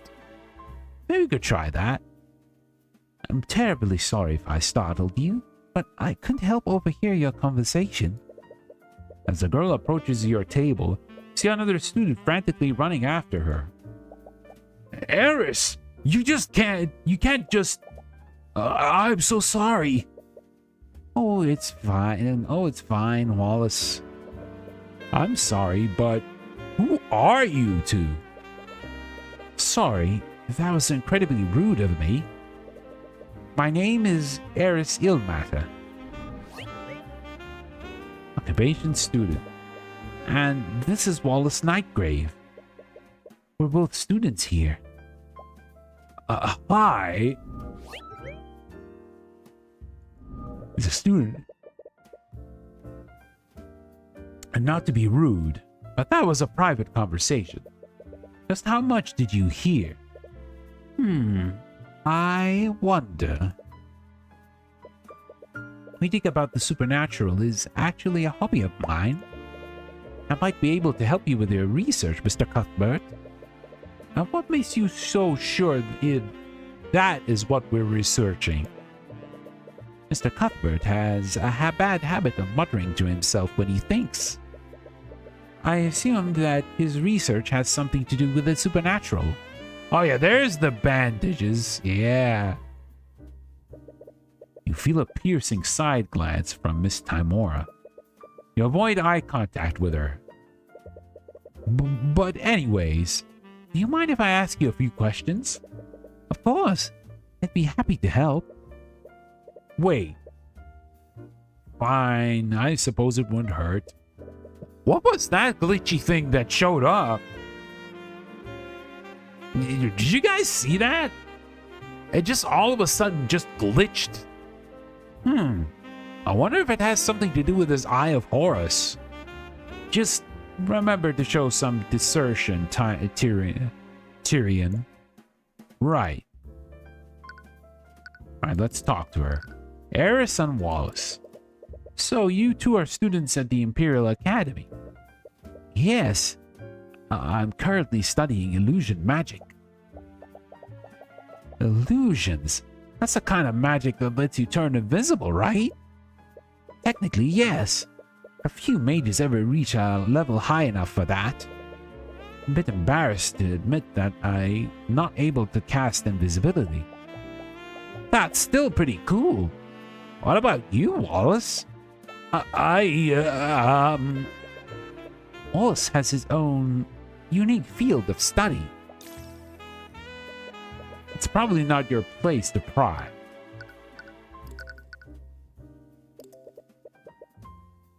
Everyone is talking about you two. Really? It's rare for the school to let any outsiders in. That makes sense. This library isn't exactly open to the public. We're only able to get access to it because of Miss Timora's connections. Is it Timora? Is it Timora? Man, I need to double check on how we could pronounce everyone's names, because some of the names in this game are super uncommon. And honestly, I think that's a good thing, but I just need to get the spelling or the pronunciation right. We only ever get occasional visits from the noble houses. So I was curious as to how, as to who was able to break this dull monotony. Well, I'm a mercenary, but now I work as Tyrion's bodyguard. Mercenary? After her trial, it turned out that Celeste was more than capable of affording your services. However, Miss Timora still proposed a different arrangement. After indicting Garrick Pierce, you painted a large target on your back. With Celeste being a mercenary, Miss Timora decided to hire her as your bodyguard. Ah, so that's how she's gonna hang out with Tyrion. That's good. Good. We need to see more of Celeste. She's pretty nice. She's a pretty cool character. She's kind of like the Maya analog to Phoenix in Ace Attorney. But this time she's probably a bit more competent, since she's a bodyguard and she knows how to wield a weapon. She figured you would feel more comfortable around someone you were already friends with. Anyways, I'm a defense attorney. A defense attorney? My apologies. It's just not what I was expecting. Oh, excuse me. What was that supposed to mean? A supernatural phenomenon. Supernatural phenomena. I wonder why you would be researching such a thing. Yeah, I want to know too. I'm sorry, but I can't really say. Regardless, there are many spells in this world. So why are you so convinced that this phenomenon wasn't produced by a spell? What we're looking into doesn't seem to follow the classic rules of magic. Oh? How so? Please tell me. It was created by someone who's not a mage. Oh, really? So you're saying that this was something created by a person? The words came right out of your mouth before you realized it. You sent a small apologetic look to Miss Timora. That does remind me of a story. A story? Mr. Cuthbert, do you know the legend about how the kingdom of Wyverngard was created? You mean the story about the ancient dragons? The ancient what? Oh, dragons. Oh, they're gonna involve some dragons up in this? That's cool. Does Wyverngard have a story about ancient dragons? It's only about one ancient dragon. The Church of Bahamut refers to him as the Scaled Lord. Bahamut? Granblue reference? Okay, I know the Bahamut is beyond that, but I just wanted to say that. I'm sure you've heard enough people mention him before. Legends say that the first mages were created centuries ago by him. At that time, our kingdom was caught in the middle of a brutal war. With no way to defend themselves, the kingdom was on the brink of destruction. Our people prayed to Bahamut, the god of dragons, for salvation. Alright, I'm not gonna say anything else. And almost as if to answer our prayers, Rathalon, the last Scaled Lord, appealed before them. Rathalon? The Scaled Lord bestowed the gift of magic on a band of heroes who were fighting on the front lines. With their magic, these heroes utterly overtook the kingdom's enemies and single-handedly won the war. It is said that these heroes went on to form the noble houses of today. Rathalon. Would be a cool name for a monster hunter monster. What a load of nonsense. That story is nothing but religious propaganda to prop up the noble houses. Regardless, the significance of this legend is in the Scaled Lord himself. Do you mean Rathalon? Rathilion! I forgot the I. God, I am messing so many of these names in this game. God damn. If any of the developers ever watch this VOD, I'm sorry for butchering your names, but your characters' names or settings. Athenium bestowed the power to become mage on several individuals, and to this day, that power can only be passed down genetically. Can you think of an arcane spell that could produce something like that? No, I suppose not. Rathilion must have had powers that were bound by the rules of the arcane arts. In other words, he could create supernatural phenomena without following the rules of magic. Please, do you honestly expect us to believe a story like that? It's completely unrealistic. As unrealistic as a non-mage using supernatural powers? She has a point. It's a far-fetched theory, but it's honestly the closest thing you have to a lead right now.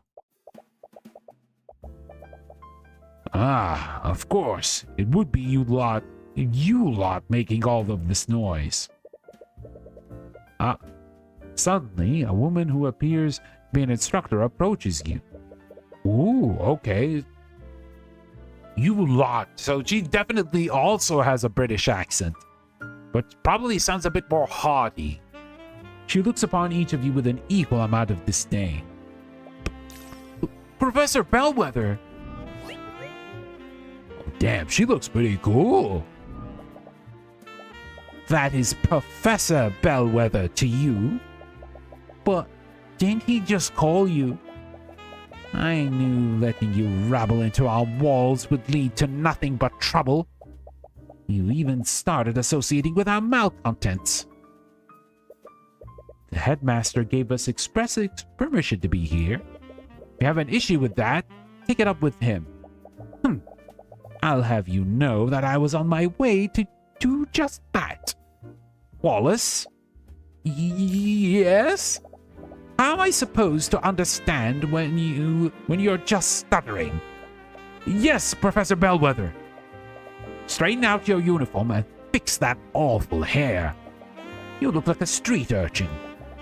and I suppose it's unreasonable to expect anything more. And as for you, I'll be on my way. What was that? What was that? It was saying and then it glitched. Okay, this is getting a little bit weird. What a bitch. Celeste! Oh, come on. We were all thinking it. Anyways, with that out of the way, shall we begin? What? Why do you keep detecting fear from Celeste? Wallace, you finished this week's assignment, haven't you? Wouldn't you mind helping Celeste with her research? I don't know. Now that you mention it, I could really use some help finding a specific spell formula. You know your way around here, right, Wallace? Okay. Don't worry, Miss Tamora. I'll be more careful from now on. Please do. I still have business to take care of here, so I'll leave you all to it. You spend the next few hours searching through the library's books with Eris. You hadn't thought to look into the ancient dragons, and the library had books about them in abundance. There was one problem, though. There are a lot of myths and stories about the ancient dragons, but it's pretty difficult to tell fact from fiction with these accounts. Can't be helped. The Church of Bahamut is the dominant religion of our kingdom. Now, the bones of dragons displayed in museums, but these bones are the only ones widely known evidence of dragons' existence. Except for Rathilion, possibly. Whenever he's still alive, like you said, I wouldn't be surprised. Despite everything, our kingdom's constitution still includes him in our government. Wait, really? As a savior of our kingdom, he and his kin were given an honorary position on our political hierarchy. The ancient dragon's authority technically rivals that of King Oliver. Wow, I had no idea. How have I never heard of this before? To be honest, that law is just a way to revere him and appease the church. Well, Rathilion couldn't possibly be any worse than the nobility. You're so stuck in your own thoughts that you accidentally bump into a bookshelf. The shelf begins to tip over, and you're able to catch it before it fully falls over. Not before several books fall out from their shelves. They hit the ground with a cacophony of thuds. Some students glance in your direction. Be quiet! Sorry. Be quiet! Eris begins giggling. She seems amused by what's happening. Hey, are you okay? I heard a loud, whoa. Celeste stares at the pile of fallen books. What did you do? Forget that. Just help me clean this up. There's no need for that. Construct, I require assistance. Acknowledged. What? Upon Eris's command, one of the nearby suits of armor suddenly springs to life and begins walking towards you. Damn, that's a cool-looking armor. That's a super cool-looking armor. Yeah, I think knights probably look pretty swaggy in this part of the world. Voice coming out of it sounds human, but it lacks emotion. Why does it sound familiar? Wait, did you do that, Eris? Yes. This is an arcane construct. Suit of armor that's animated using artificery. They're designed to carry out various tasks for the students.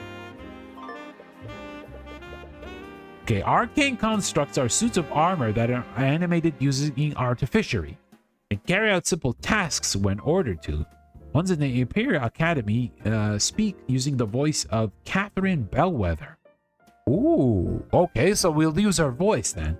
These voice lines can only be changed or adjusted by the Academy headmaster. Every command is given to a construct is stored in its command log. However, its command log must be cleared regularly. Really? I didn't know anything like that existed. They are still experimental, so they're not available to the public yet. With that being said, Construct, please place these books back where they belong.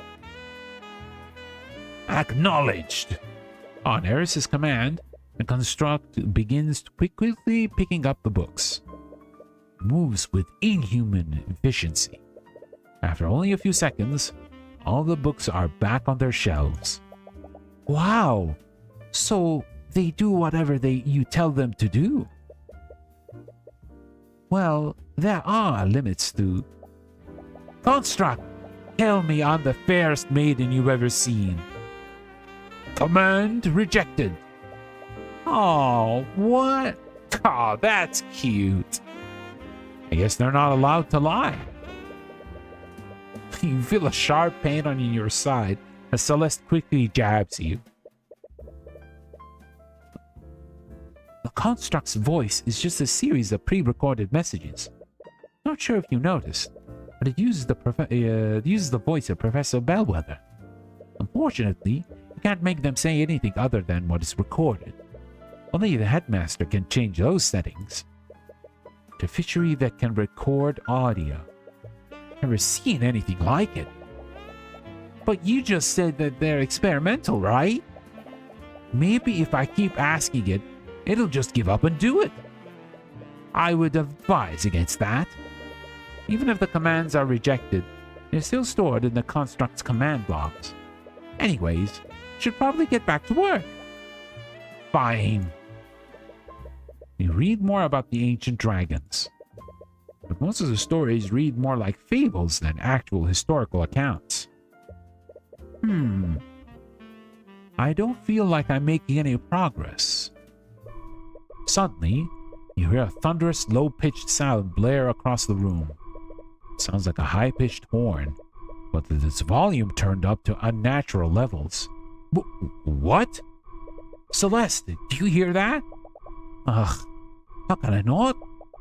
What is that? You didn't touch anything you weren't supposed to, right? What? Of course not. It finally stopped. Eris, wasn't that the lockdown system? Yes, I believe so. Lockdown system? The Academy is outfitted with a large artificiary system. In a state of emergency, will erect magic barriers throughout the building. State of emergency? Should we be worried? Don't worry.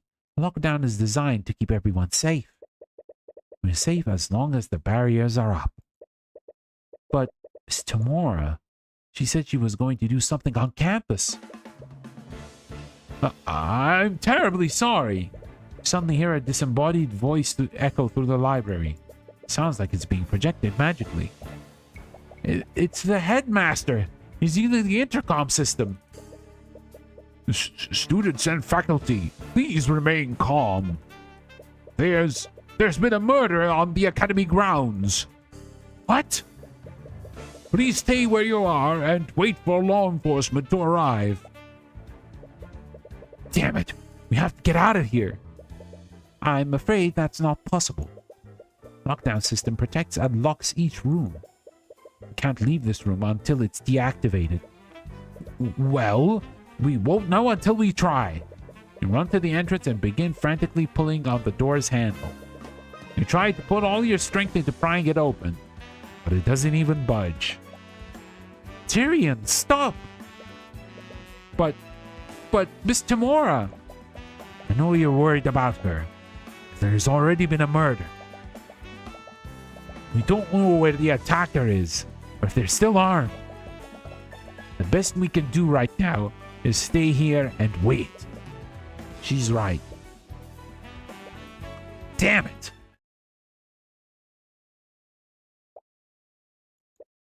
Man, she's looking super serious in that art. Whoa. Celeste's hand rests on her sword. eyes are carefully watching the entrance. Wow, we've been here for hours, and she still hasn't stopped watching the door. She was also able to calm you down earlier. It's easy to forget sometimes, but she's always reliable when it counts. What? Students and faculty, thank you for your patience. Law enforcement has secured the building. The lockdown has been lifted.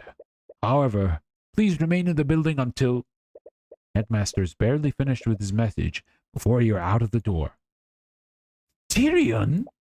Hey, don't go off on your own. You desperately run through the academy hallways. No. Miss Tamora! Miss Tamora! Where are you? No idea where you're even going anymore. And feel your fear and anxiety rise with every passing moment. Oh no. Oh no. Don't tell me she's gonna be like...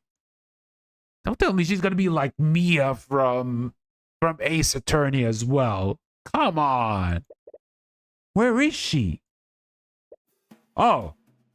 Well, never mind. Thank goodness. Thank goodness for that. Cuthbert? What is wrong? Why are you shouting? Miss Tamora! Calm down. You're hyperventilating. I heard there was a murder and I've been looking all over for you. You were worried about me? I just... You hug Miss Tamora lightly as you overcome with emotion. She's usually not receptive to affection, but you don't care. You're just relieved that she's safe. Tyrion, there you are. And you're crying? Sorry, I didn't mean to worry you so much. Heard the announcement. You know what's happened, Ruby? I do, but... You see Miss Tamora glance at Wallace for a brief moment. For now, I think we should head to the foyer. You arrive at the foyer and see the room swarmed with a legion of familiar knights. Is that the Inquisition? Don't tell me. The headmaster mentioned that there was a murder on campus. Someone used magic. Hey, you there! As you enter the foyer, Commander White notices you and begins marching in your direction. His attention isn't focused on you. Huh? Are you Wallace Nightgrave? Yes, but... By the authority of the Wyvern Guard Crown, I'm placing you under arrest. Hey, what are you doing? You three? The hell are you doing here? He said he was under arrest? On what charges? This kid is charged with the murder of Catherine Bellwether. What? Was it the professor you met in the library earlier? Like hell you're arresting him. He was with us in the library for the entire morning. There's no way he could have murdered her. Move aside, Celeste. But Miss Tamora is right. If Wallace is a suspect, we can't stop the Inquisition from arresting him. No. Don't worry, Wallace. We'll get to the bottom of what happened. Without a word, Wallace allows the Inquisition to drag him away. My apologies. I'm going to go and check on him. This is terrible. I still don't understand. Why would they suspect Wallace of all people? I'm not sure myself. Unlike most magical homicides, the school is filled with plenty of mages. There has to be a long list of suspects. Isn't there anything we can do? I'm going to investigate what happened. Cuthbert. Yes? He hasn't accepted you as his attorney yet. You don't even know if you'll be working on this case. But I know he's innocent. I just can't sit here and do nothing. Well, Well, I clearly can't stop you. But please remember that being an attorney is your job. It's not charity work. Don't come crying to me if you run out of gold. Right. Anyways, I still have business to take care of in the city. Will you two be okay in handling this? Yes, we'll take care of this. Good. I'll leave everything to you then. All right, let's go, Celeste. Right. All right, let's save. Alrighty. So, I think let's have some music in the background. We'll probably get some music, right? Okay, we're just gonna stop here. All right, guys. We did some pretty good progress. We finished the first case, and we're starting the second right now. And we already have someone who is has been framed for a murder that he didn't do, as with the usual. But yeah, next time when we play this, we're gonna continue the investigation, and maybe we'll see like a more colorful cast of characters that we need to deal against, and maybe understand why Professor Bellwether was murdered. Maybe some people have like hidden agendas. I'll have to wait and see. Anyway, guys, thank you all for watching either live or via the archives as usual. Tomorrow, we will be continuing Wrestling Empire. So, are we going to actually continue the streak with Nephew Lobotomy? I'll have to wait and see. My boy has gone through a lot of wrestling organizations, managed to win a lot of belts. So we're gonna see. We're gonna continue his career, and it's already doing much, much better than his uncle. So we're probably gonna try to fight more people and get into more shenanigans. It's gonna be pretty fun. But yeah, definitely gonna be interested in seeing how that will go. Hope you guys are as well. And before I go, a quick reminder. I posted up a marrow yesterday, a marshmallow, where if you have like any questions or any messages that you want to talk about or mention regarding the 6-month anniversary, you can feel free to do so. If the marrow is a bit of an issue because, you know, it's primarily in Japanese, but honestly, once I used it several times before, it's been pretty easy and functional to use. But if it's a bit of a problem, I may use something like Google Forms as an alternative. But let me know. Let me know if Marrow is pretty much okay with you guys to use when it comes to like posting up messages or questions. Anyway, guys, please take good care of yourselves. Hope you all have a wonderful, wonderful night, evening, or morning. And I will see you all very, very soon. Bye-bye.